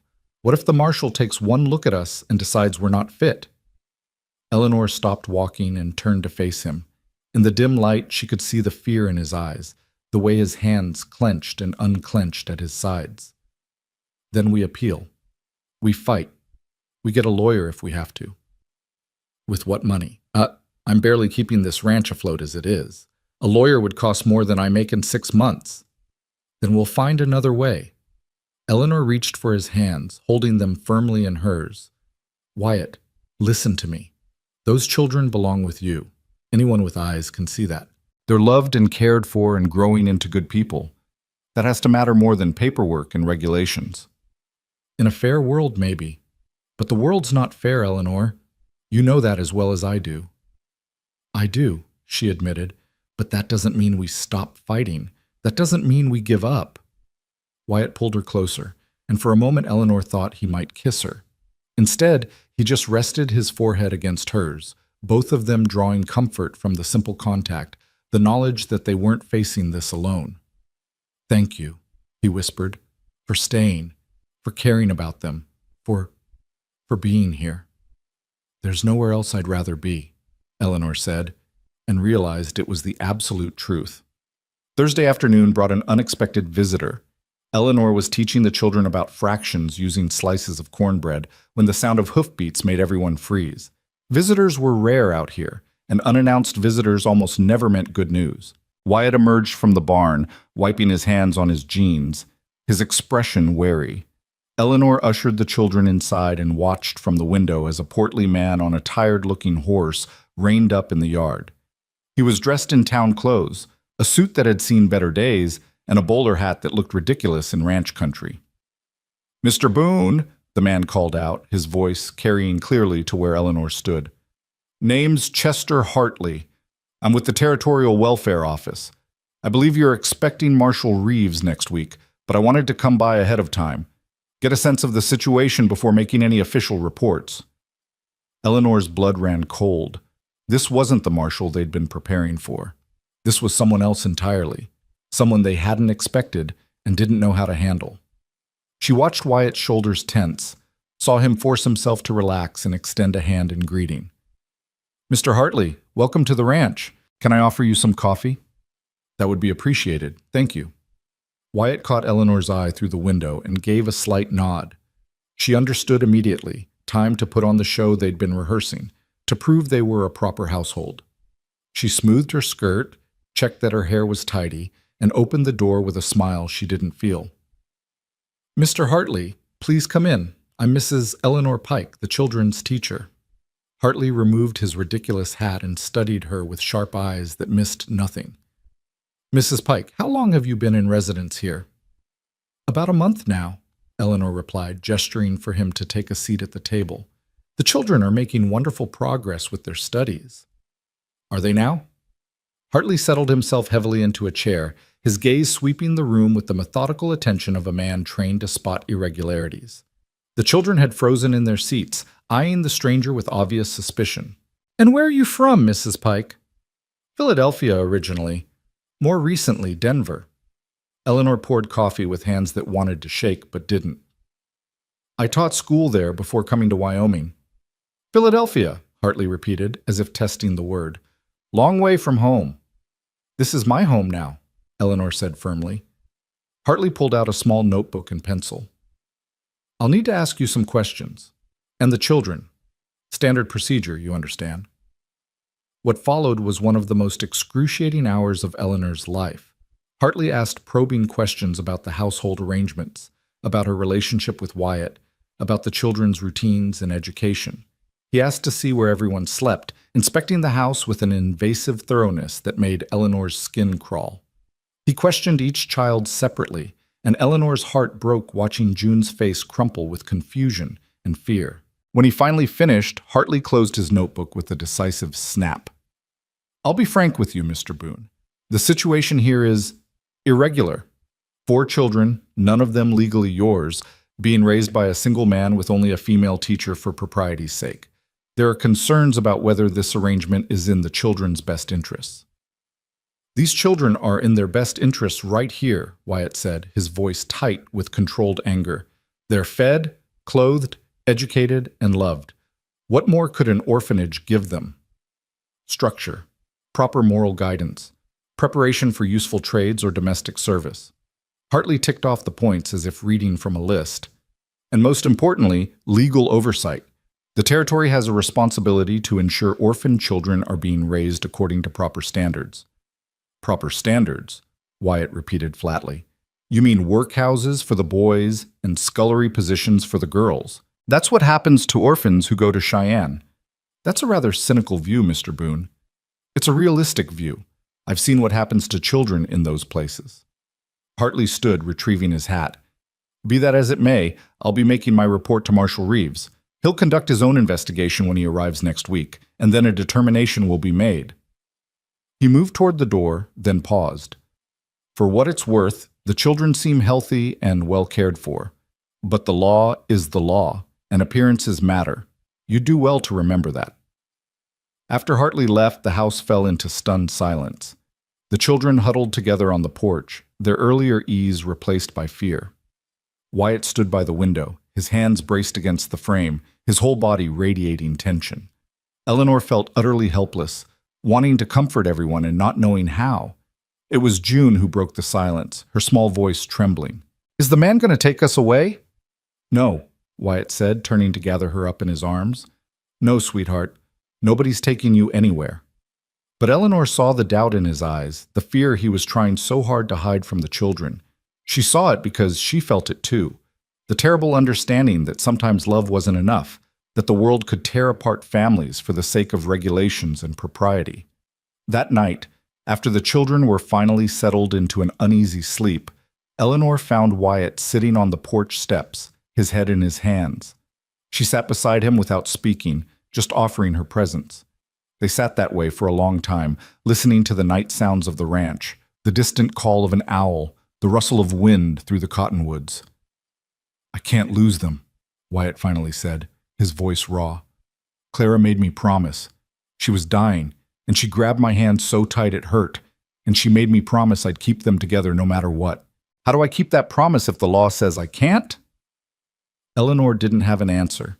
She just took his hand and held it, feeling the calluses on his palm, the strength in his fingers that was so carefully controlled around the children. Friday dawned gray and oppressive, the sky heavy with clouds that threatened rain but never delivered. The children moved through their morning routines with unusual quietness, their earlier playfulness replaced by worry. Even Tommy couldn't muster his usual enthusiasm, sitting through lessons with uncharacteristic stillness. Eleanor was helping Mara with a particularly difficult arithmetic problem when the girl suddenly looked up, her blue eyes bright with tears. "Mrs. Pike, if they take us away, will you forget about us?" The question hit Eleanor like a physical blow. She set down her pencil and pulled Mara close. "Never, not ever. You four are written on my heart now. Even if I never saw you again, which I refuse to believe will happen, I would carry you with me for the rest of my life." "Ma used to say that," Mara whispered, "that we were written on her heart. I didn't really understand what it meant until after she died. Then I felt like my own heart had words carved into it that would never go away." Eleanor held the girl tighter, feeling her own eyes burn with tears. Around them, the other children had gone silent, listening. Even Eli had stopped pretending to work and was watching them with an expression that was older than his years. "Listen to me, all of you," Eleanor said, her voice fierce. "I know you're scared. I'm scared too. But fear doesn't mean we give up. It means we fight harder. Your pa loves you. I love you. And we're going to do everything in our power to keep this family together." "What if it's not enough?" Eli asked, his voice rough. "What if they decide the law matters more than love?" "Then we'll appeal. We'll find a way." Eleanor met each child's eyes in turn. "But I need you all to trust me when I say this. I will not abandon you. Your pa will not abandon you. We're going to fight for you with everything we have." The weekend passed in a strange limbo, everyone trying to maintain normalcy while feeling like they were walking on the edge of a precipice. Sunday. They didn't attend church in Clearwater as some families did. It was too far, and Wyatt had always conducted his own sort of worship here at the ranch. But this Sunday felt different. After breakfast, Wyatt gathered them all in the main room. "I'm not much for speeches," he began, his voice gruff. "But I need you kids to know something. No matter what happens this week, no matter what any marshal or welfare officer says, you are my children. Maybe not by blood, maybe not by law, but in every way that actually matters. And if they try to take you, they're going to have to go through me first." "And me," Eleanor added firmly. "I may not have been here long, but I meant what I said. You're my family now too." Tommy, ever the optimist, managed a watery smile. "We're a strange family, aren't we? All cobbled together from different pieces." "The best things usually are," Wyatt said, pulling the boy into a hug. "The best things usually are." Monday morning arrived with brutal sunshine, as if the universe was mocking their anxiety with beautiful weather. Eleanor woke early, her stomach in knots, and found Wyatt already up, standing by the window and staring out at the mountains. "Couldn't sleep?" she asked quietly. "Didn't try. Seemed pointless." He turned to look at her, and in the early morning light, she could see the exhaustion in his face, the toll this waiting was taking. "Eleanor, if this goes bad, if they decide to take the children, I need you to promise me something. Anything. Don't let them separate the kids. Fight for them to stay together, even if it means going to Cheyenne with them. They need each other. Losing Clara almost broke them. Losing each other would finish the job." Eleanor crossed to him and took both his hands in hers. "It's not going to come to that. But if it does, yes. I promise. I'll follow them to Cheyenne or the ends of the earth if I have to." Something shifted in Wyatt's expression, gratitude and something deeper, something that made Eleanor's breath catch. He reached up and gently tucked a loose strand of hair behind her ear, his fingers lingering against her cheek. "How did I get so lucky," he murmured, "to have you walk through that gate a month ago?" "I'm the lucky one," Eleanor replied. "I was so lost before I came here. I thought my life was over, that I'd never have a purpose beyond just surviving. But these children, this place, you've given me a reason to hope again." They stood like that, hands clasped, faces close, balanced on the edge of something neither of them had the luxury to explore. Then the sound of small feet overhead broke the moment, and they stepped apart as the children began their morning descent from the loft. The day crawled by with agonizing slowness. Eleanor taught lessons, but her heart wasn't in it, and neither were the children's. They went through the motions, reciting multiplication tables and practicing penmanship, but everyone was listening for hoofbeats, waiting for the marshal to arrive. He came in the late afternoon when the sun was starting its descent toward the mountains. Marshal Reeves was younger than Eleanor expected, maybe 40, with a weathered face and eyes that had seen too much. He arrived with Chester Hartley in tow, their horses raising dust as they cantered into the yard. Wyatt met them at the gate, his posture rigid with tension. Eleanor stood on the porch with the children clustered behind her like a protective wall. Or maybe she was their protective wall. Either way, they stood together. "Mr. Boone," Marshal Reeves said, dismounting with practiced ease, "I'm here to conduct a formal evaluation of your household and determine whether the current living arrangements are suitable for the continued care of 4 minor children." "Marshal," Wyatt replied evenly, "welcome to my home." What followed was even more invasive than Hartley's visit. Marshal Reeves questioned everyone separately, inspected every corner of the house and property, examined the children's sleeping arrangements, and asked probing questions about their daily routines. He spent a full hour going through Eleanor's teaching materials and questioning the children about what they'd learned. When he finally called Wyatt and Eleanor into the house for a private conference, leaving the children outside under Hartley's supervision, Eleanor's heart was pounding so hard she thought it might crack her ribs. Marshal Reeves sat at the head of the table, his expression grave. "I'm going to be direct with you both. The situation here is highly irregular. Mr. Boone, you have no legal claim to any of these children. Mrs. Pike, you've been here barely a month, which hardly establishes you as a stable presence in their lives. By all rights, I should be arranging transport to the Territorial Orphanage in Cheyenne right now." "Please," Wyatt said, his voice breaking. "Please don't do this. They're good kids. They're thriving here. Sending them to an orphanage—" "Let me finish," Marshal Reeves interrupted, but not unkindly. "I said by all rights I should, but I've been a lawman long enough to know that the law and justice aren't always the same thing." He leaned back in his chair, studying them both. "Those children are clearly loved. They're healthy, educated, and from what I can see, genuinely happy. Mrs. Pike, your presence here provides the female influence the territory requires. And Mr. Boone, despite your lack of legal claim, you are these children's father in every way that matters." Eleanor felt hope flare in her chest, almost painful in its intensity. "So you'll let them stay?" "I'll recommend they stay with conditions." Marshal Reeves pulled out an official-looking document. "First, Mrs. Pike must remain in residence as educator and moral guardian. Second, you'll need to begin formal adoption proceedings for all 4 children. It'll be expensive and take time, but it's the only way to establish legal claim.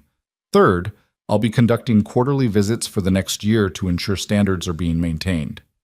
"We can do that," Wyatt said quickly. "All of it, whatever it takes." "There's one more thing." Marshal Reeves looked between them, his expression unreadable. "The situation of an unmarried man and woman living under the same roof, even with children present, is going to continue raising eyebrows. It would be simpler if that situation were to change." Eleanor's mouth went dry. "You're saying we should marry?" "I'm saying it would resolve a number of bureaucratic concerns and make my job considerably easier." Marshal Reeves stood, gathering his papers. "But that's your decision to make, not mine. I'll file my report recommending the children remain in your custody. The adoption papers will need to be filed within 6 months, or we'll need to revisit this situation." After the Marshal and Hartley left, after the dust from their horses' departure had settled, Wyatt and Eleanor stood in the yard in stunned silence. The children erupted from where they'd been waiting by the barn, racing over with questions tumbling over each other. "Are they taking us away? Do we have to leave? Can we stay?" "Yes," Wyatt said, his voice thick with emotion. "Yes. You can stay. You're staying right here where you belong." The celebration that followed was chaotic and joyful, the children dancing around and whooping with relief. Even Eli cracked a real smile, and Mara burst into tears and hugged Eleanor so tightly it hurt. June climbed into Wyatt's arms and refused to let go, her small face pressed against his shoulder.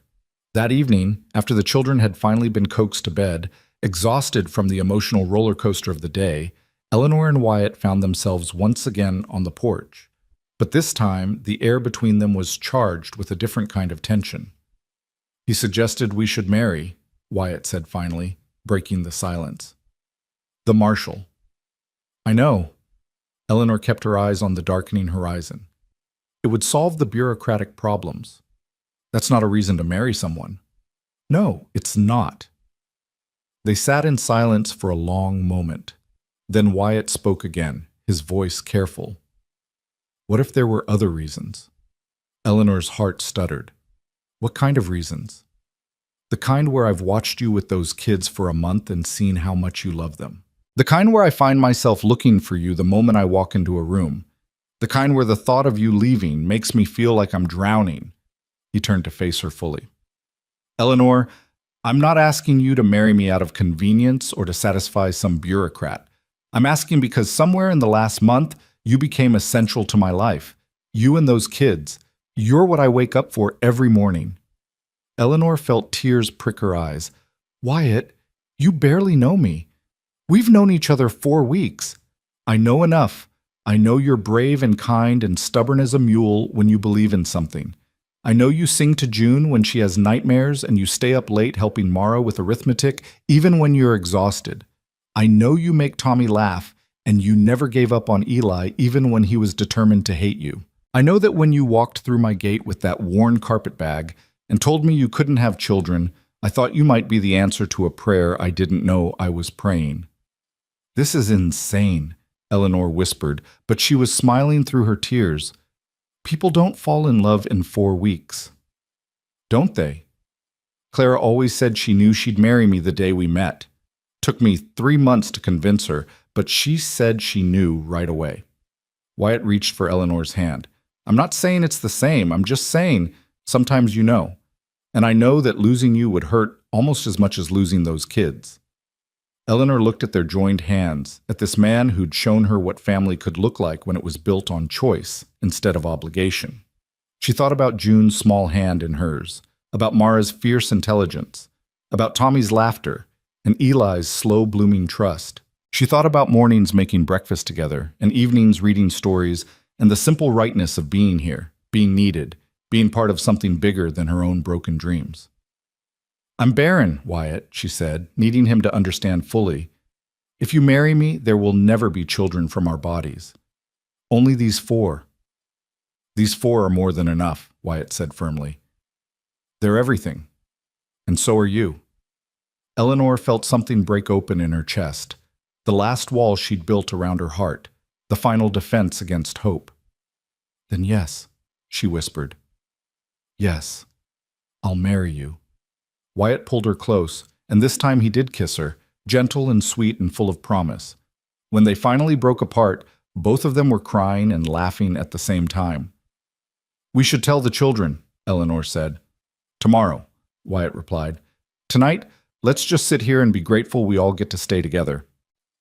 So they sat on the porch under the stars, hands clasped, hearts full, and somewhere inside the house, 4 children slept peacefully, unaware that their family had just become permanent in a way none of them could have imagined. Morning came too quickly and not quickly enough.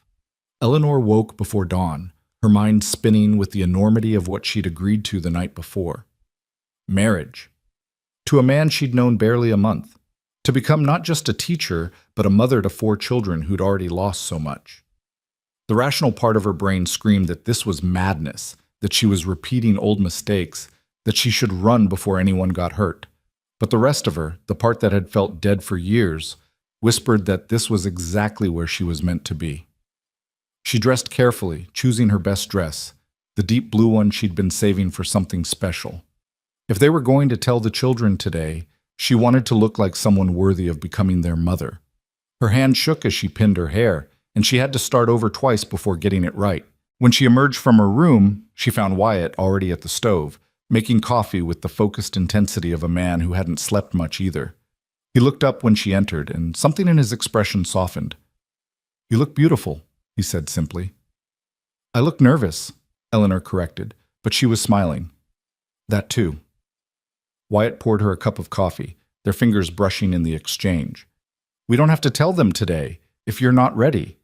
We could wait. No, Eleanor interrupted. They deserve to know. They've had enough uncertainty in their lives.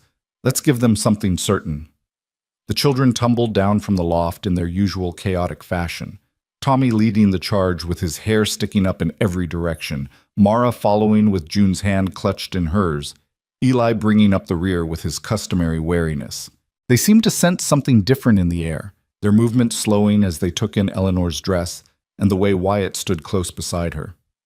"Kids," Wyatt said once they were all seated around the table with their breakfast, "Mrs. Pike and I have something we need to talk to you about." 4 pairs of eyes fixed on them with varying degrees of anxiety. Eleanor saw Mara's hand reach for June's under the table, saw Eli's shoulders tense, saw Tommy's gap-toothed smile fade into uncertainty. "Is it bad?" Tommy asked in a small voice. "Did the marshal change his mind?" "Nobody, nothing like that." Wyatt glanced at Eleanor, who nodded encouragement.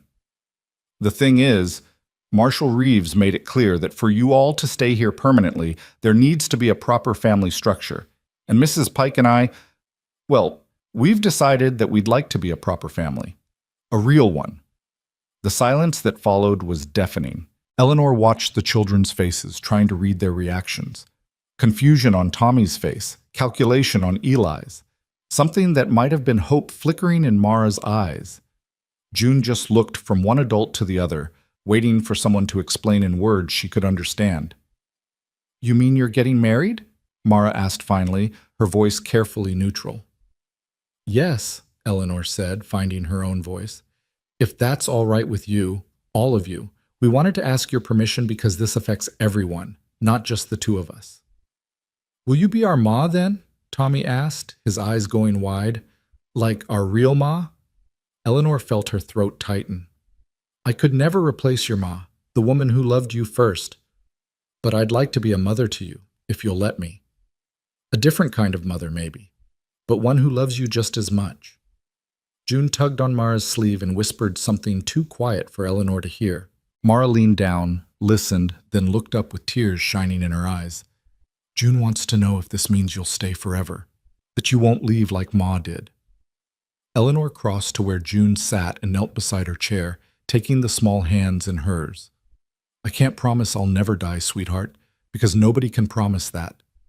But I can promise that I will never, ever choose to leave you. You're stuck with me now, all of you, for as long as I'm breathing." June threw her arms around Eleanor's neck with such force it nearly knocked her over. Eleanor held the child close, feeling hot tears soak into her shoulder, and looked up to find the other children watching with expressions that ranged from tentative hope to cautious acceptance. It was Eli who spoke next, his voice rough. "Pa, are you sure about this? You barely know her." "I know enough," Wyatt said firmly. "And Eli, I need you to understand something. This isn't just about satisfying the marshal or keeping you kids here, though that's part of it. This is about building a real family. Mrs. Pike makes me happy. She makes all of us better, and life's too short and too hard to pass up a chance at happiness when it comes along." Eli studied them both for a long moment, his young face far too serious. Then, slowly, he nodded. "Ma would have liked her," he said quietly. "Ma would have wanted us to have someone who cared like Mrs. Pike does." "Yeah," Mara agreed, wiping her eyes. "Yeah, she would have." Tommy, ever the optimist, bounced in his seat with renewed energy. "So, when's the wedding? Can we have cake? Will Mrs. Pike wear a fancy dress? Can I be in charge of something important?" Despite the tension, everyone laughed. Wyatt reached over and ruffled Tommy's wild hair. "We'll figure all that out. But first, I think Mrs. Pike needs a proper proposal. The kids are present, everyone gets a say kind of proposal."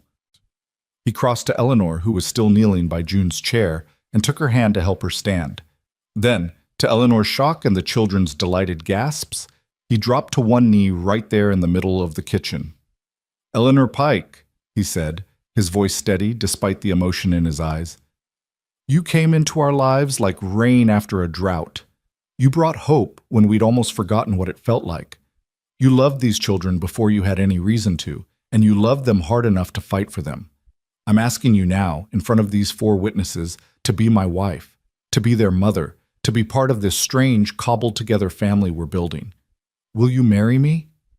Eleanor looked around at the faces watching her, Wyatt's hopeful and open, the children's ranging from excited to cautiously optimistic. She thought about all the years she'd spent believing she was broken, believing she had nothing to offer, believing her life was essentially over. And here, in this rough ranch house in the middle of nowhere, she'd found everything she'd been missing. "Yes," she said, her voice strong and clear. 1,000 times yes. The children erupted into cheers and questions and plans, the kitchen dissolving into happy chaos. Tommy wanted to know if they could have fireworks at the wedding.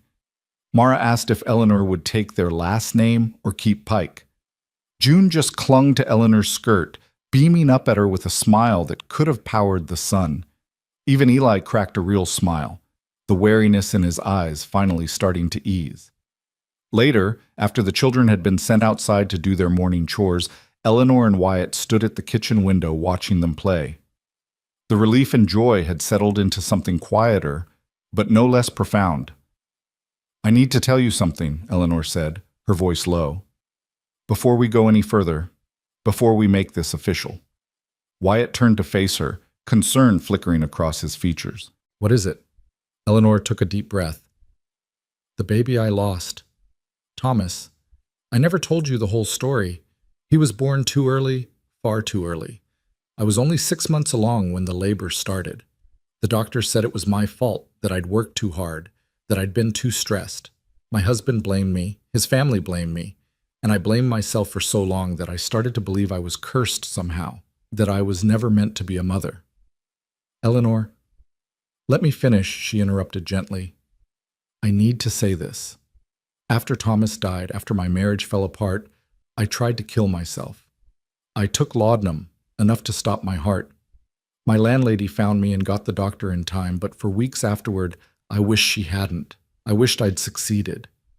Wyatt's face had gone pale, but he didn't interrupt, just took her hands and held them firmly. "I'm telling you this because you deserve to know who you're marrying. I'm not some innocent victim who just got dealt a bad hand. I tried to give up. I tried to quit. And there are still days when I wake up and the darkness is there, whispering that I'm not good enough, that I'll fail these children the way I failed my son." "But you didn't fail your son," Wyatt said fiercely. "Bodies fail sometimes, medicine fails, but you, your love, your heart, that didn't fail. And you haven't failed these children. If anything, you've saved them. You've saved all of us." Eleanor felt tears spill down her cheeks. "I just needed you to know. Before you committed to this, you needed to know the whole truth." Wyatt pulled her into his arms, holding her with a gentleness that made her ache. "Thank you for telling me, for trusting me with that. But Eleanor, listen to me. Everyone's got darkness in their past. Everyone's got moments they're not proud of. What matters is that you're still here. You're still fighting, and you're fighting for people who need you desperately."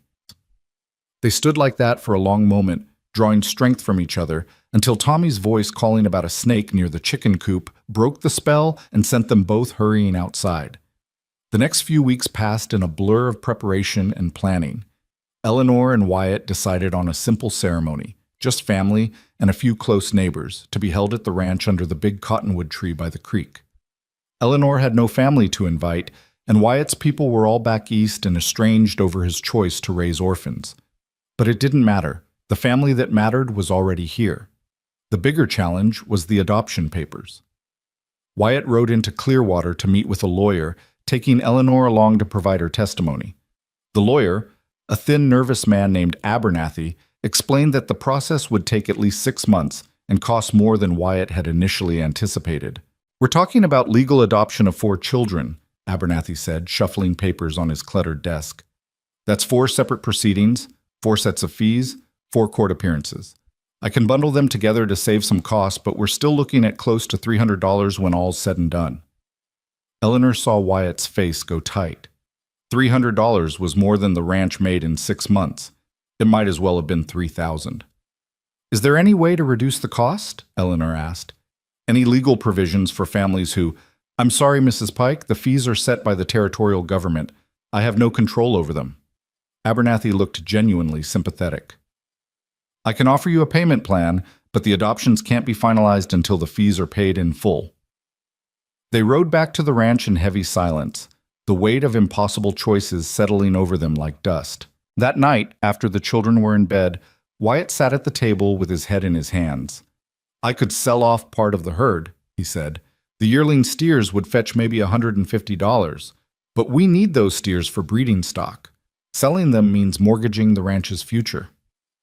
What about taking on extra work? Eleanor suggested. Breaking horses for other ranchers, hiring out for roundups? Maybe. But that means leaving you alone with the kids for weeks at a time, and with the marshal doing quarterly checks. I'm not sure that's wise. Wyatt looked up at her with exhausted eyes. I keep thinking Clara would know what to do. She was always better at figuring out solutions when I couldn't see past the problem. Eleanor moved to stand behind him, resting her hands on his shoulders. Then let's think like Clara would have thought. What would she suggest? Wyatt was quiet for a long moment. She'd tell us to ask for help, to let the community know what we need. She always said people were mostly good if you gave them the chance to prove it. Then that's what we'll do, Eleanor said firmly. We'll find a way. The opportunity came sooner than expected. The following Sunday, Eleanor suggested they attend the church service in Clearwater, something Wyatt rarely did, preferring to keep his distance from town gossip. But Eleanor insisted, and so they all made the 7-mile trip. The children dressed in their best clothes, Wyatt in a clean shirt with his hair slicked back, Eleanor in her blue dress with her hair carefully pinned. The church was a simple wooden structure, packed with ranch families and townspeople who turned to stare as the Boone family filed in. Eleanor felt the weight of their gazes, heard the whispers that weren't quite quiet enough. The unmarried man and his school teacher, the orphan children, the scandal of it all. But she held her head high and kept her hand on June's shoulder as they found seats near the back. Wyatt sat beside her, Tommy on his other side, and for all the world they looked like exactly what they were, a family. The sermon was about charity and community, about bearing one another's burdens. Reverend Matthews, a kind-faced man with a shock of white hair, spoke about how the strength of a community was measured not by its wealth, but by how it cared for its most vulnerable members. After the service, as people milled around outside, Eleanor made a decision. She approached Reverend Matthews directly, Wyatt trailing behind her, looking uncertain. "Reverend, might I have a word?" "Of course, Mrs. Pike. And congratulations are in order, I understand. Mr. Boone spoke to me last week about performing your marriage ceremony." "Thank you, yes. That's actually what I wanted to discuss." Eleanor took a deep breath, aware of the people edging closer to listen. "Wyatt and I are getting married so we can provide a stable home for 4 children who desperately need one, but we've run into a difficulty. The adoption fees for all 4 children are $300, money we simply don't have.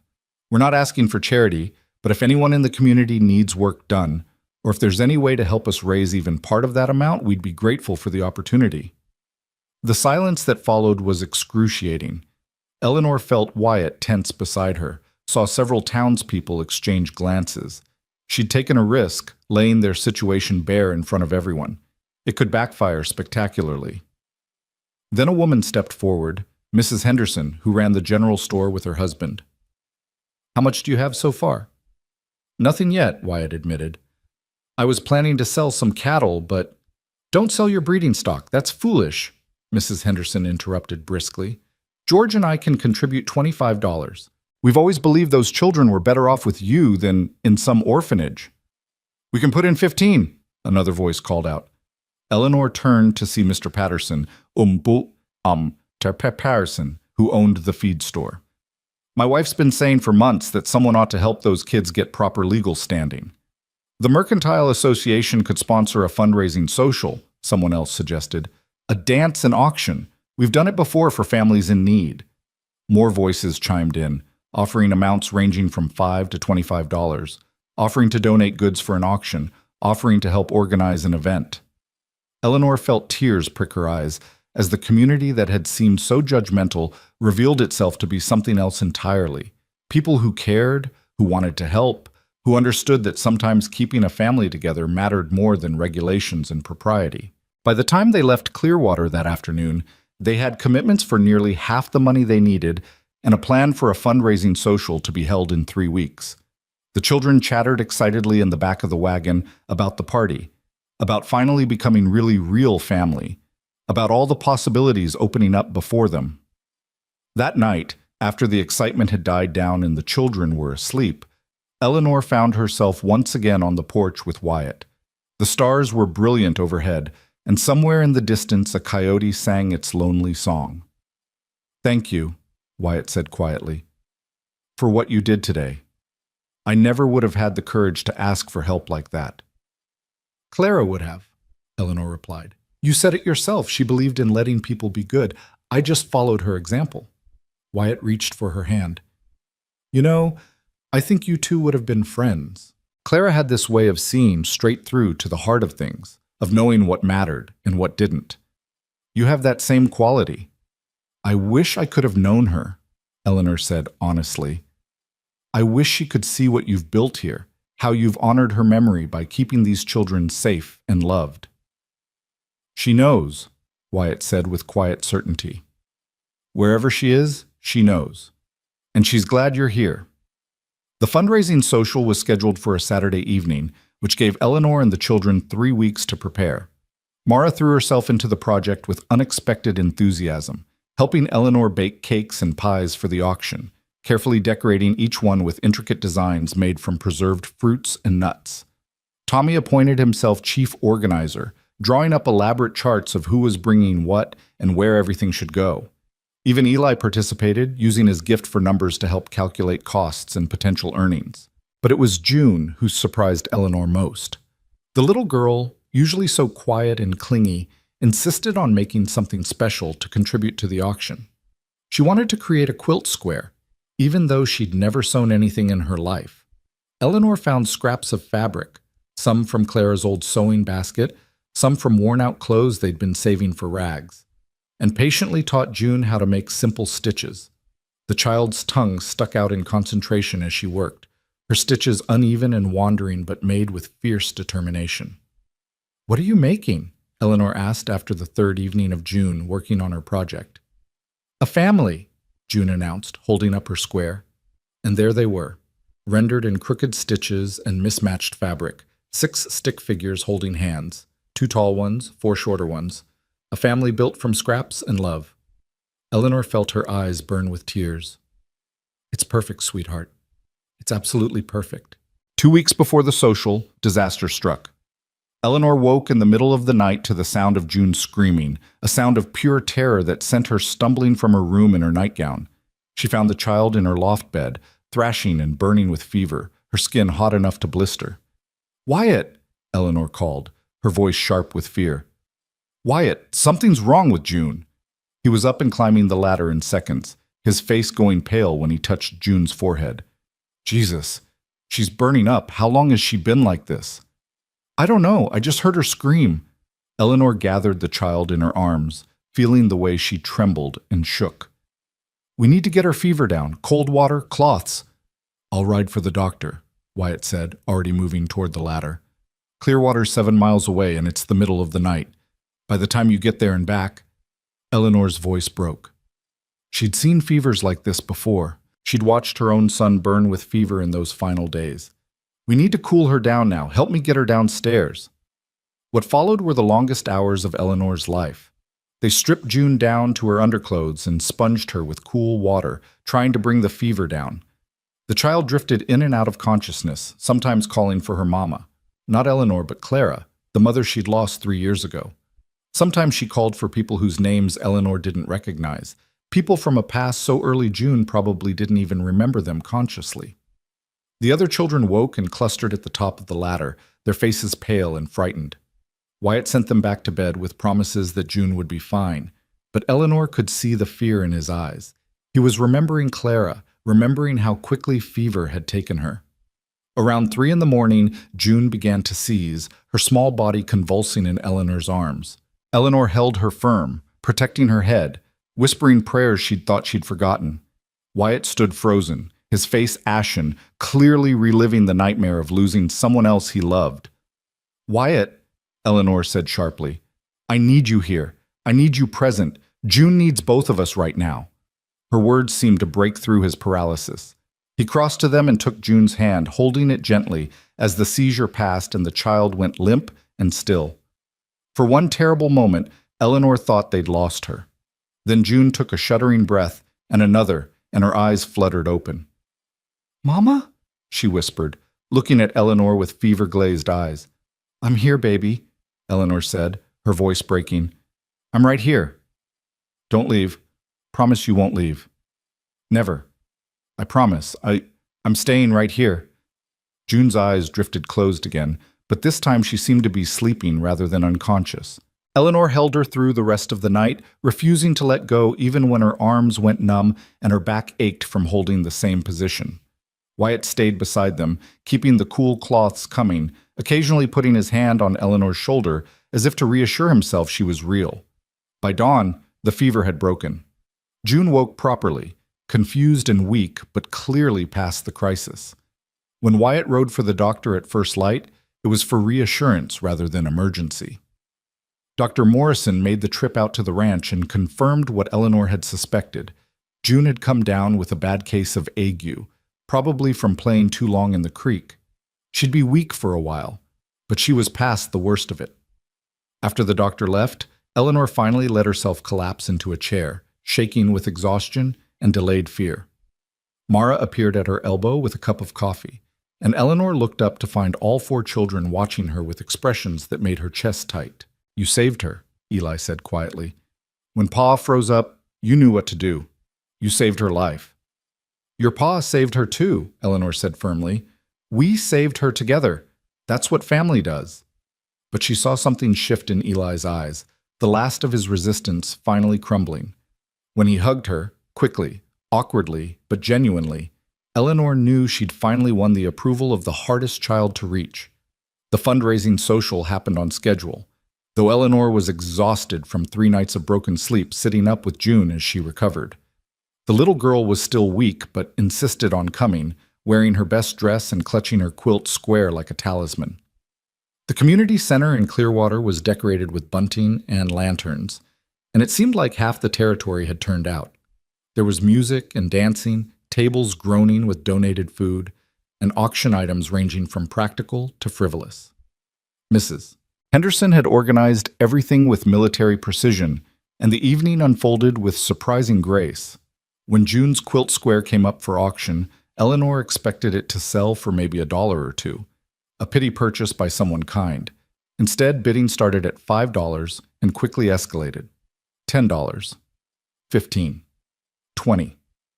Eleanor watched in amazement as Mr. Patterson and Mrs. Henderson got into a spirited bidding war, driving the price up to $35, an astronomical sum for a piece of amateur needlework.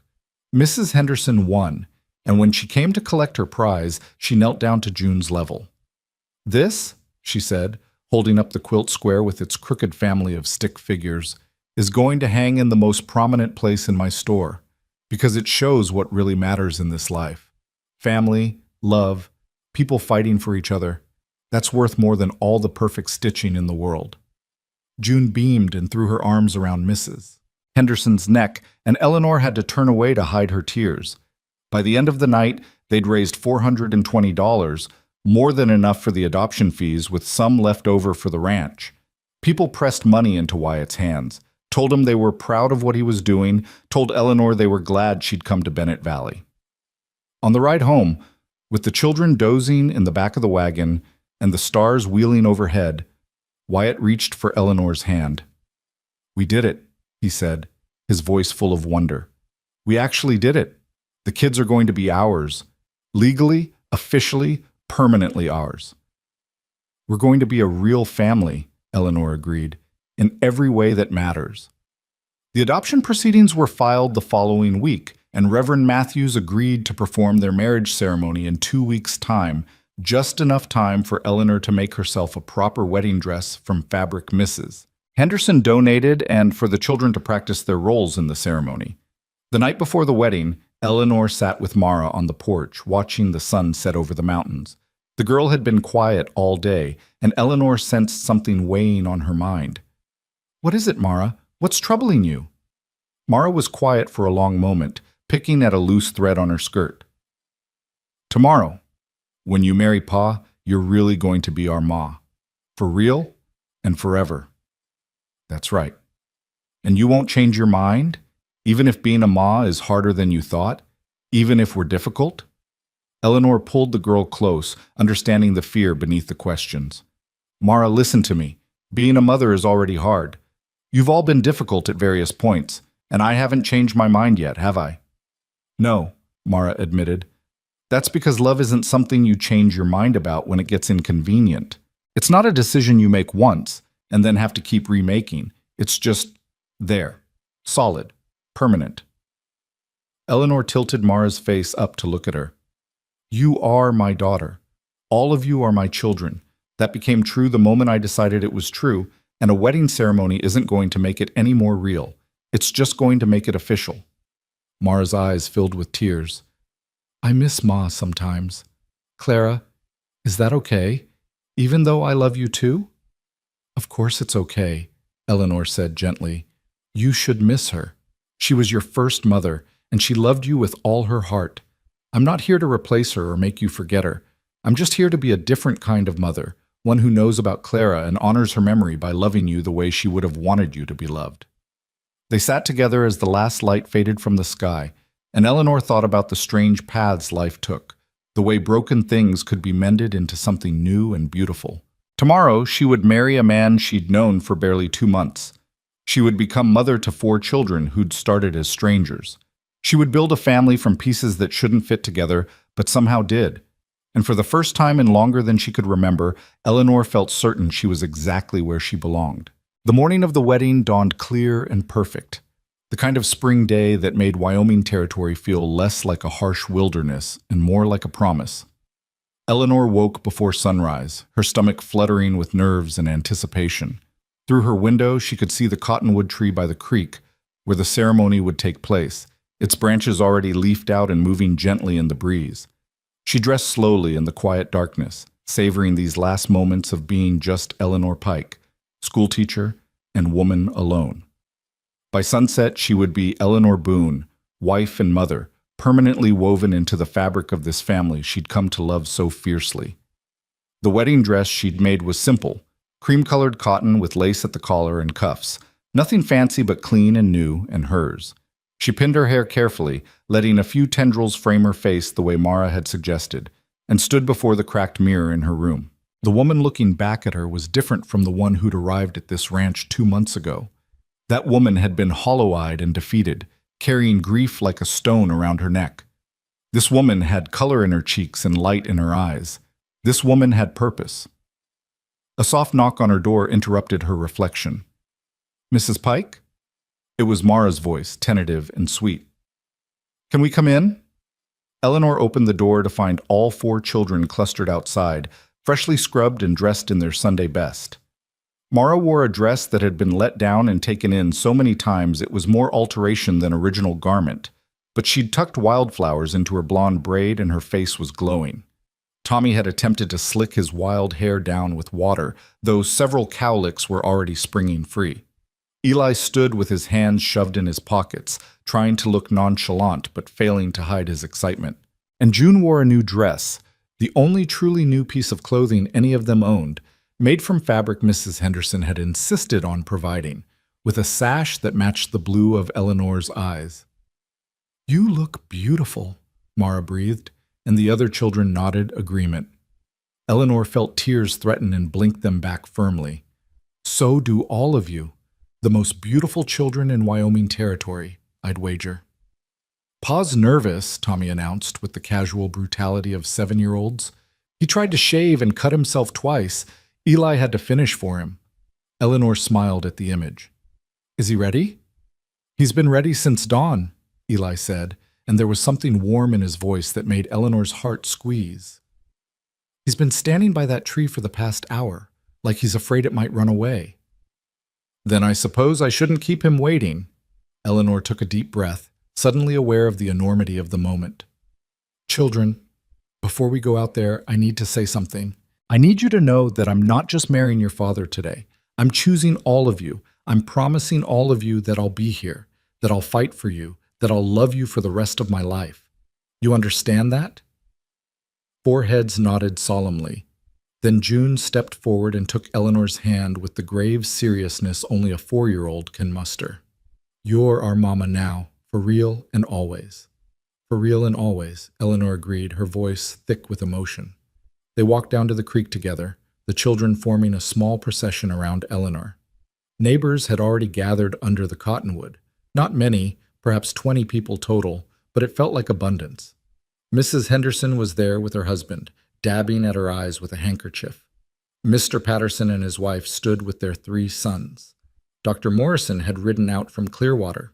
Several ranching families Eleanor had met at the fundraising social clustered in small groups, smiling and nodding as she approached.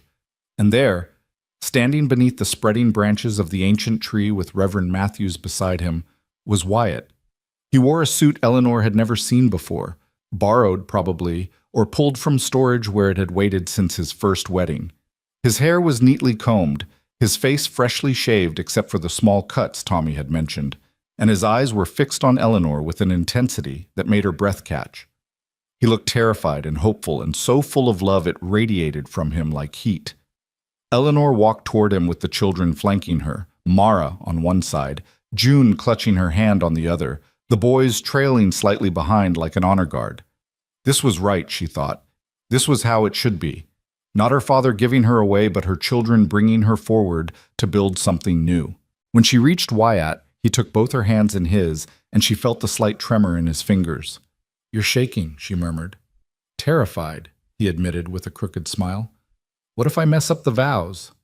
"Then we'll laugh about it later," Eleanor said. "This is just the ceremony, Wyatt. We've already been building the marriage for weeks." Reverend Matthews cleared his throat gently. "Shall we begin?" The ceremony was simple and brief, the words familiar but weighted with new meaning.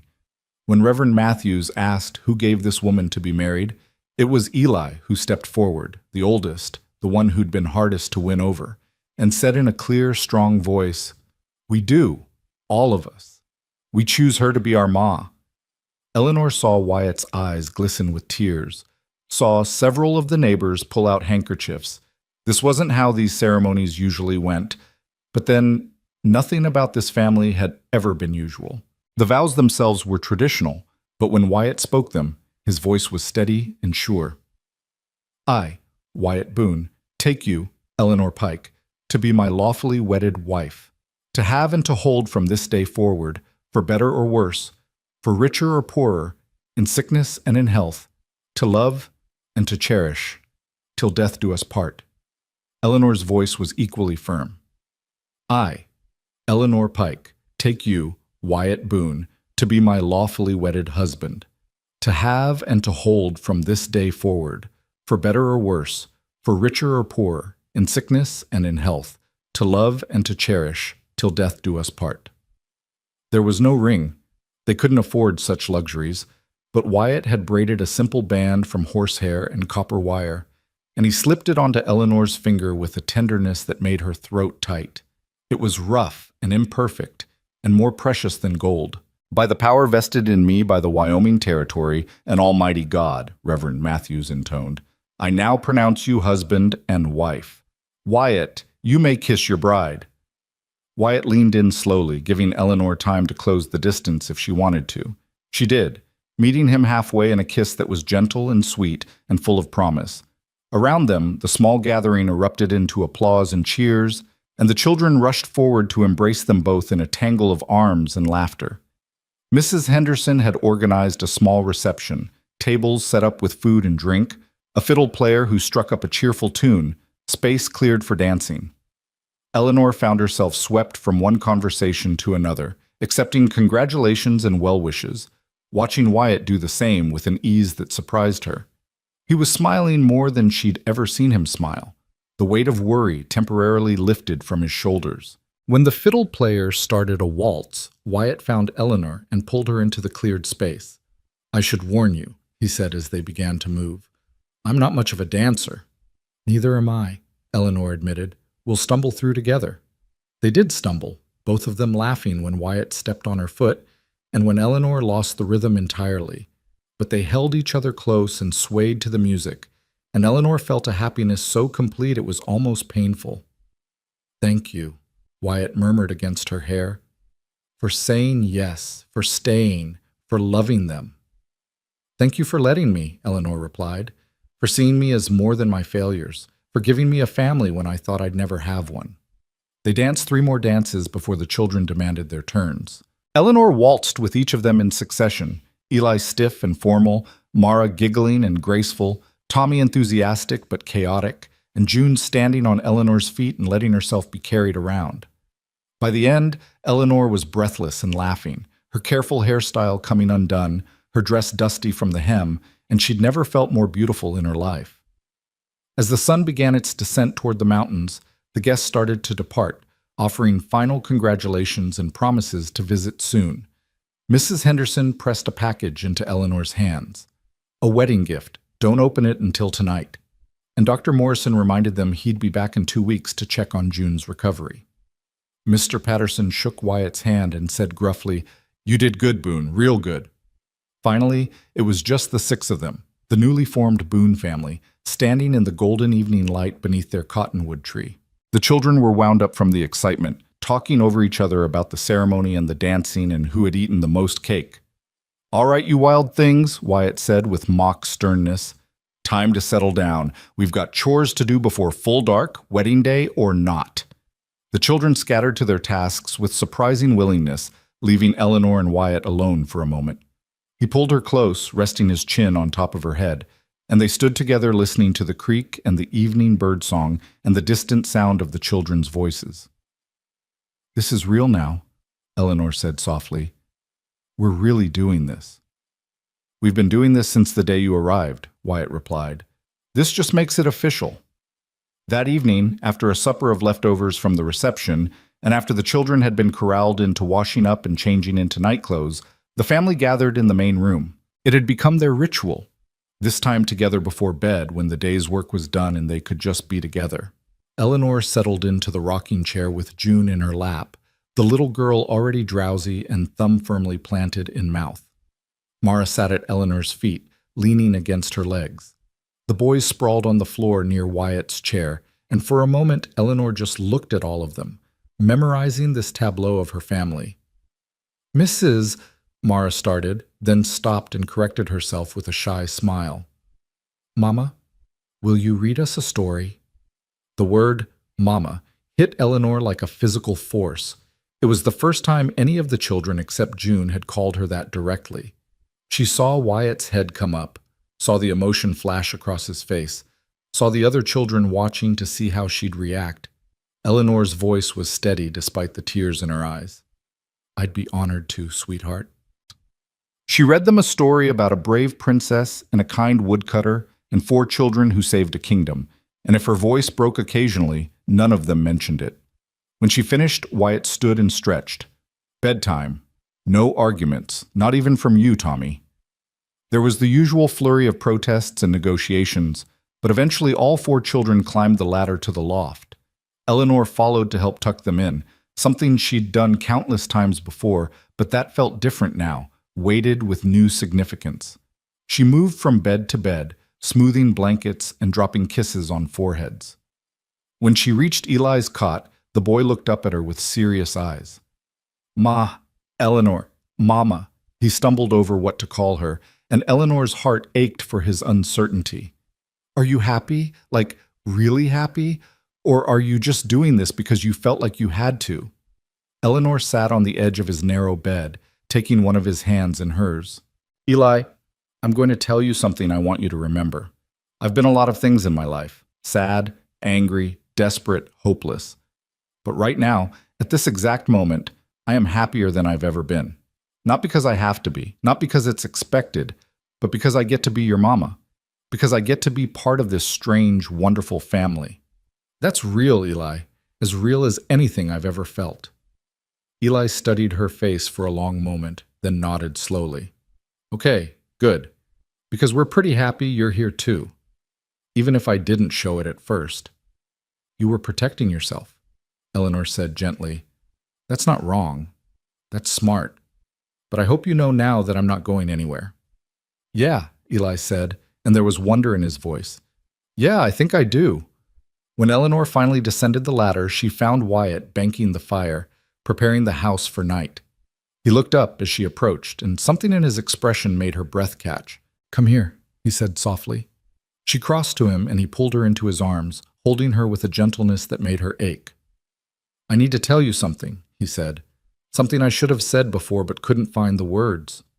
What is it? When Clara died, I thought that was it. I thought I'd had my chance at happiness and lost it. And the best I could hope for was to survive and keep the kids safe. I never imagined, his voice roughened. I never imagined I'd feel this way again. That I'd wake up in the morning and look forward to the day because you'd be there.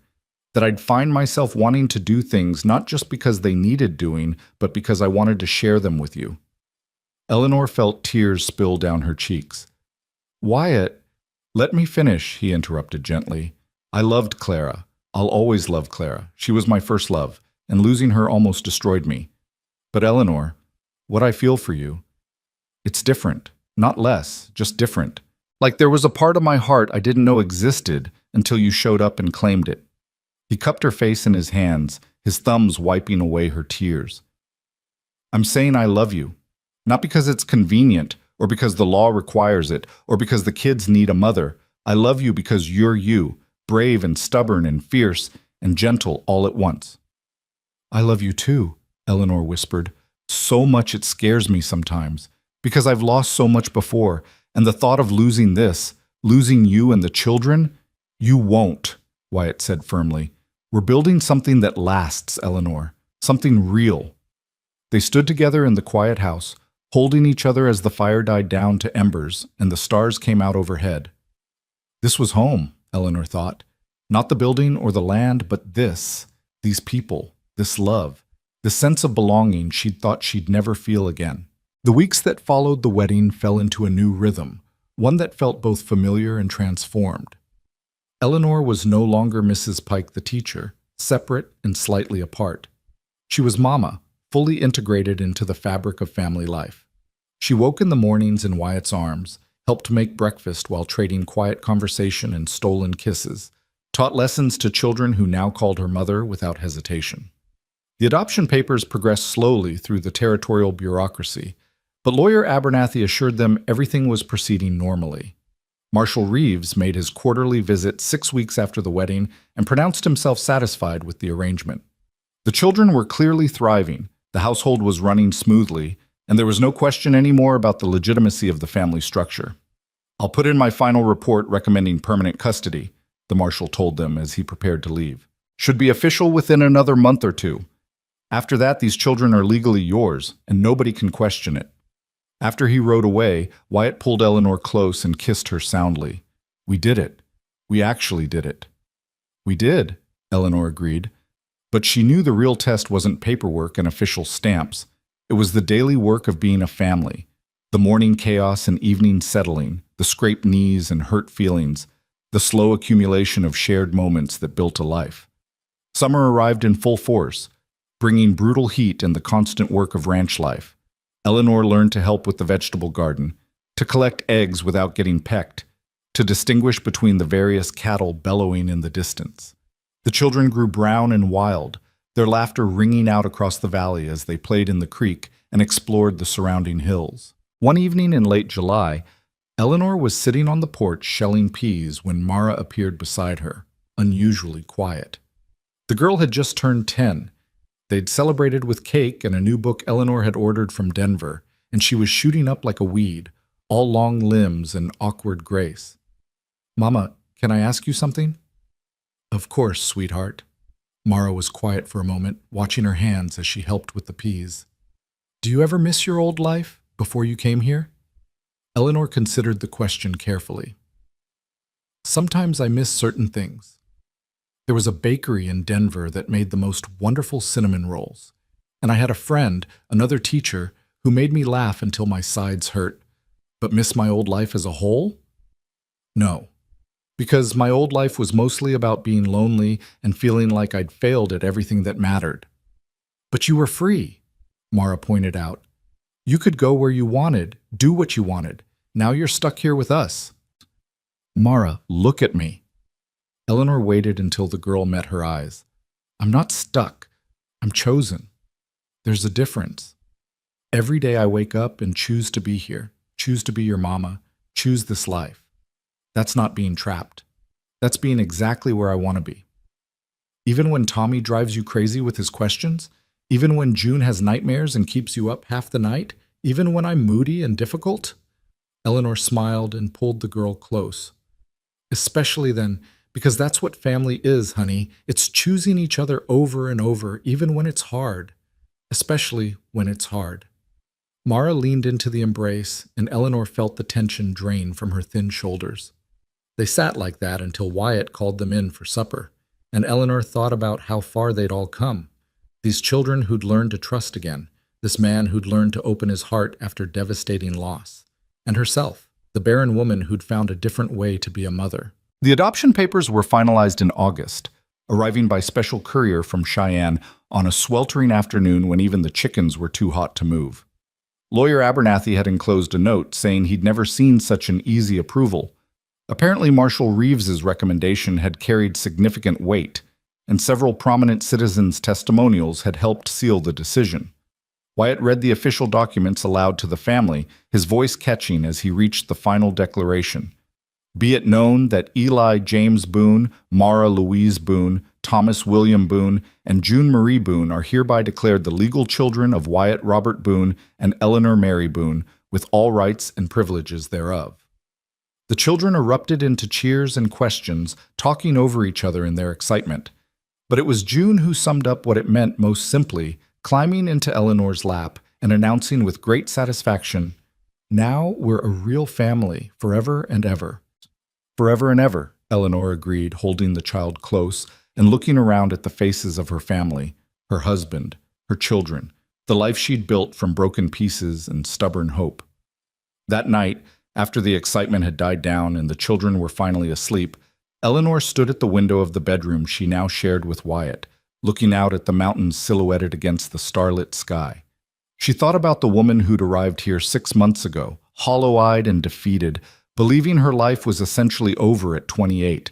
That woman had been so lost, so certain that her barrenness defined her, that her inability to bear children meant she was fundamentally broken.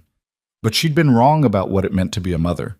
Being a mother wasn't about blood or biology or carrying a child in your womb. It was about showing up every day. It was about wiping tears and teaching lessons and fighting off nightmares. It was about choosing to love children who needed loving, about building a family from whatever pieces life gave you. She felt Wyatt's arm slip around her waist from behind, his chin coming to rest on her shoulder. "What are you thinking about?" "About how Clara would have loved seeing this, seeing them so happy, so secure, seeing the family you built for her living and thriving." "The family we built," Wyatt corrected gently. "You're as much a part of this as she was, different but equal. You gave these kids something they desperately needed, proof that love could come again after loss.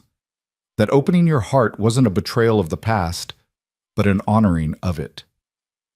Eleanor turned in his arms to face him. "I used to think my life was over when I couldn't have children. I thought that was my whole purpose, and without it, I was just taking up space, waiting to die. And now? Now I know that my son, Thomas, he wasn't my failure. He was my teacher. He taught me about love and loss and the preciousness of every moment. And that pain, as terrible as it was, prepared me to be the mother these 4 children needed. Someone who understood grief. Someone who knew what it felt like to be broken and still find reasons to keep living." She smiled through sudden tears. "I think maybe Thomas would be proud of me, of us, of this family we've made."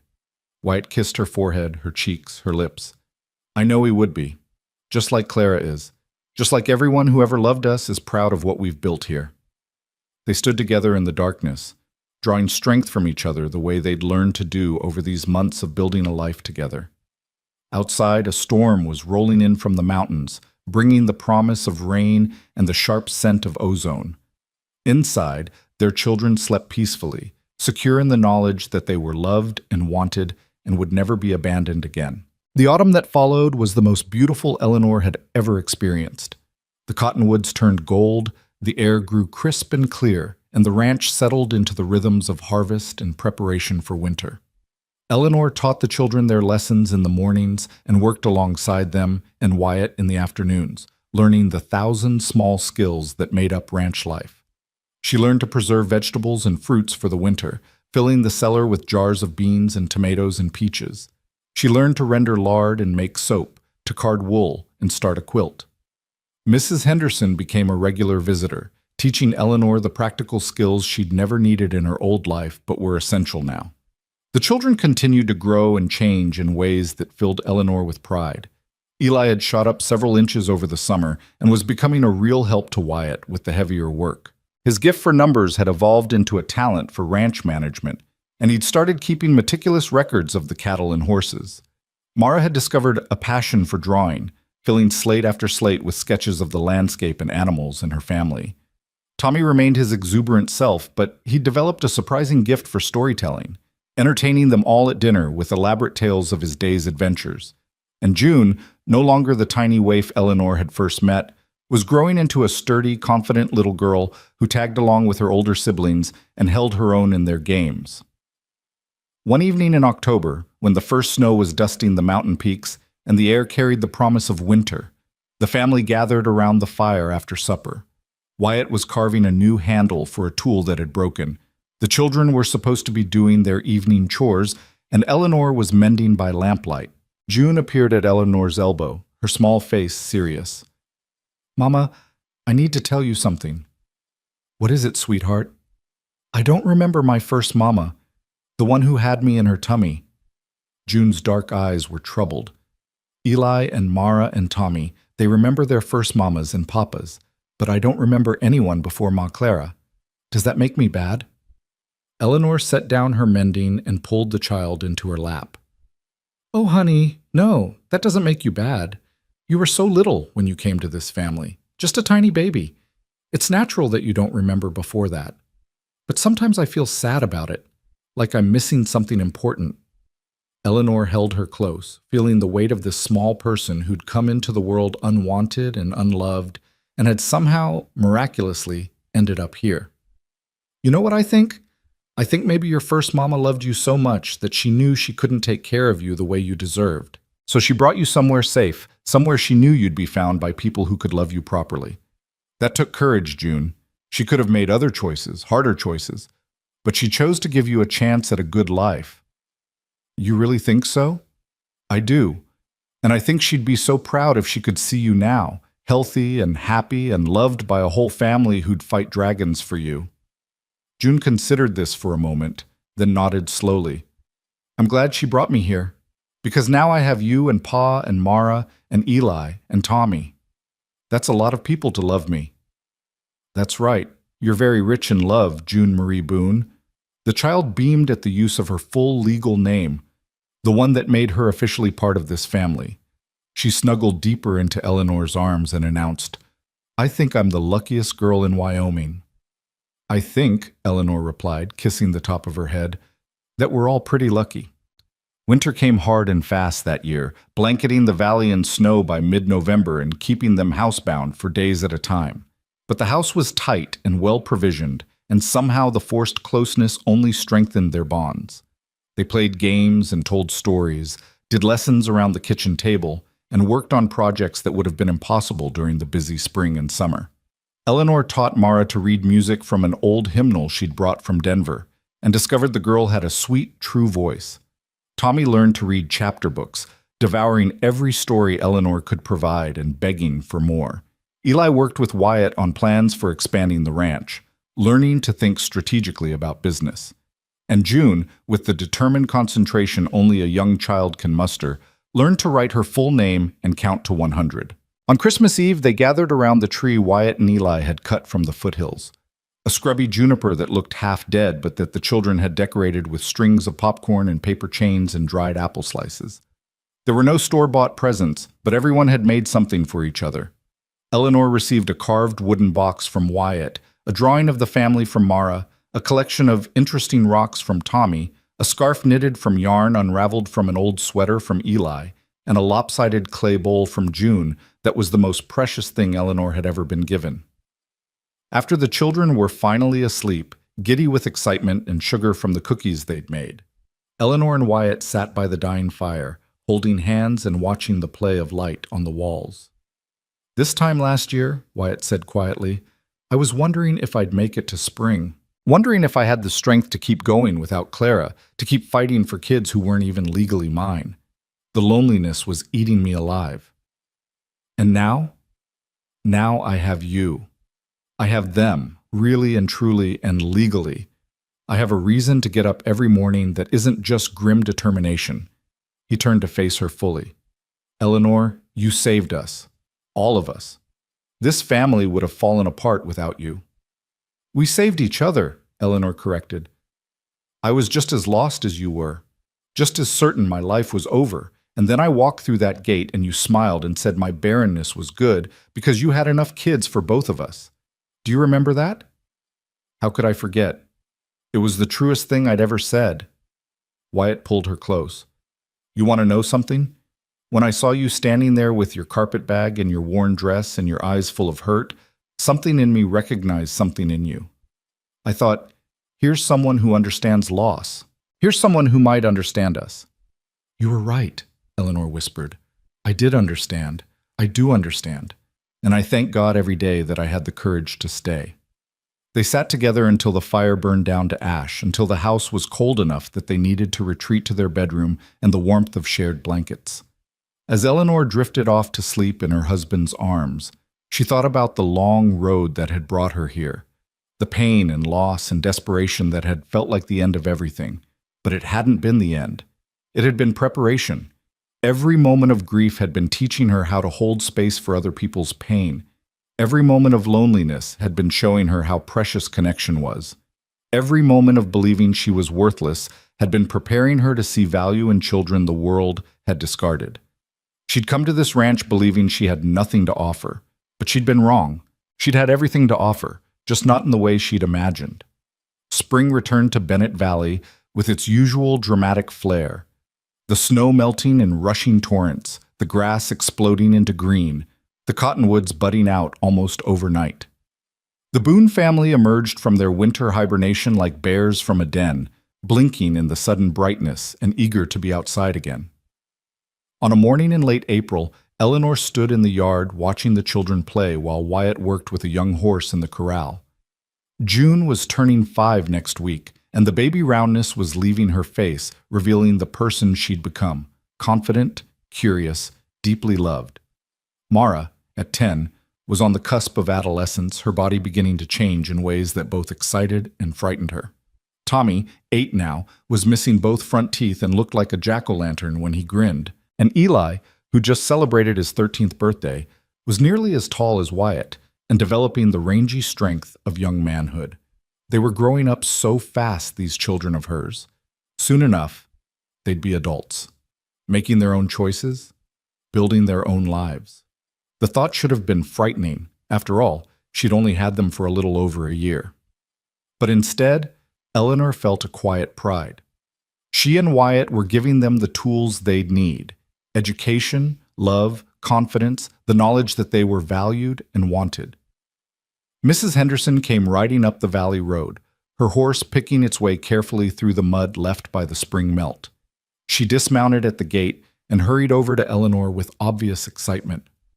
"I have news," she announced without preamble. "The territorial legislature just passed a new law. It establishes formal protections for adopted children, says they have the same legal rights as biological children, that they can inherit property, that they can't be taken away once adoption is finalized except in cases of extreme abuse or neglect." Eleanor felt her knees go weak with relief. So the children are completely safe now? No one can question their place in this family? No one, Mrs. Henderson confirmed. They're as much yours as if you'd given birth to them. The law recognizes that now, officially and permanently. That evening, Eleanor shared the news with the family. The children didn't fully understand the legal implications, but they understood the important part. They were safe. They were permanent. They were home. As summer arrived and the ranch burst into full productivity, Eleanor found herself thinking often about the journey that had brought them all to this point. She thought about this woman she'd been, broken, hopeless, convinced her life was over at 28.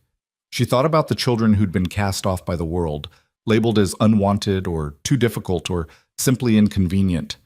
She thought about Wyatt, trying to honor his dying wife's wishes while facing a system determined to tear his family apart. And she thought about how they'd all saved each other. Not in some grand, dramatic way, but through the steady accumulation of ordinary moments, through breakfast made and lessons taught, and stories read and nightmares soothed, through patience and persistence, and the stubborn refusal to give up on love, even when love seemed impossible. On an evening in June, exactly 1 year after Eleanor and Wyatt had married under the cottonwood tree, the family gathered there again for a celebration. They'd invited their neighbors and friends, and the yard was full of people eating and laughing and dancing to fiddle music. At one point, Eleanor found herself standing slightly apart, watching it all with a sense of wonder. This was her life now. These were her people. This family that shouldn't exist, that had been cobbled together from loss and desperation and sheer stubborn hope, was thriving. Wyatt appeared at her side and slipped an arm around her waist. "Happy anniversary, Mrs. Boone." "Happy anniversary," Eleanor replied. "Thank you for taking a chance on a barren schoolteacher with a worn carpetbag and too much grief. Thank you for taking a chance on a cowboy with 4 wild kids and no idea what he was doing." Wyatt pulled her close. "You know what I realized today? A year ago, I thought we were getting married to save the children, to satisfy the law and keep the family together, but that's not really why we did it." "No?" "No. We did it because somewhere in those first few weeks we fell in love, not with the idea of being a family, but with each other. The children were the excuse. The reason was us." He kissed her temple. "Best decision I ever made, asking you to marry me." "Second best decision," Eleanor corrected with a smile. "The best was opening your door to those 4 children in the first place." "Fair enough," Wyatt laughed. "Come on, our kids are waiting for us to cut the anniversary cake." They walked back toward the celebration together, hand in hand, and Eleanor felt a completeness she'd never imagined possible. She'd spent so many years believing that her inability to bear children defined her, that it made her less than whole. But she understood now that she'd been wrong about everything. Motherhood wasn't about biology. It was about choice. It was about showing up every day and loving children who needed loving.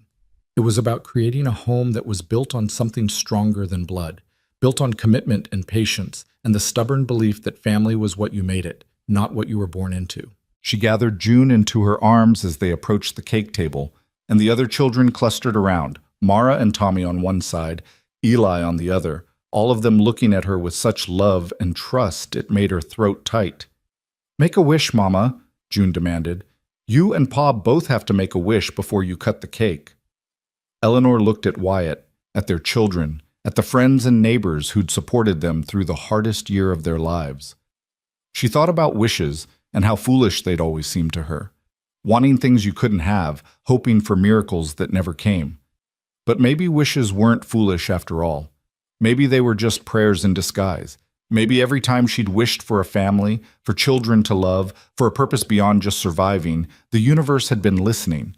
And maybe the answer had been yes all along, just not in the way she'd expected. "I don't need to wish," Eleanor said softly, pulling all her children close, feeling Wyatt's arm around her shoulders. "Everything I ever wanted is right here." And as the sun set over Bennett Valley, painting the sky in shades of gold and rose, the Boone family cut their cake and danced and laughed together. They were a strange family, cobbled together from broken pieces and impossible circumstances. They were a family that shouldn't have survived according to all the laws and regulations and social expectations of their time. But they had survived. More than that, they'd thrived. Because in the end, the only law that really mattered was the law of love. And by that measure, they were the richest family in Wyoming territory. Eleanor had come to this ranch with nothing but a carpetbag and a broken heart, believing she had nothing to offer. But she'd been wrong. She'd had everything to offer. She'd had love to give and room in her heart for children who needed loving. She'd had the courage to stay when staying was hard, to fight when fighting seemed impossible, to believe in family even when family seemed like a foolish dream. And that stubborn, fierce, impossible love had been enough to build something that would last. Not just for a season or a year, but for a lifetime, for generations. As the stars began to emerge overhead and the children's laughter rang out across the valley, Eleanor held her family close and knew with absolute certainty that she was exactly where she belonged. She was home,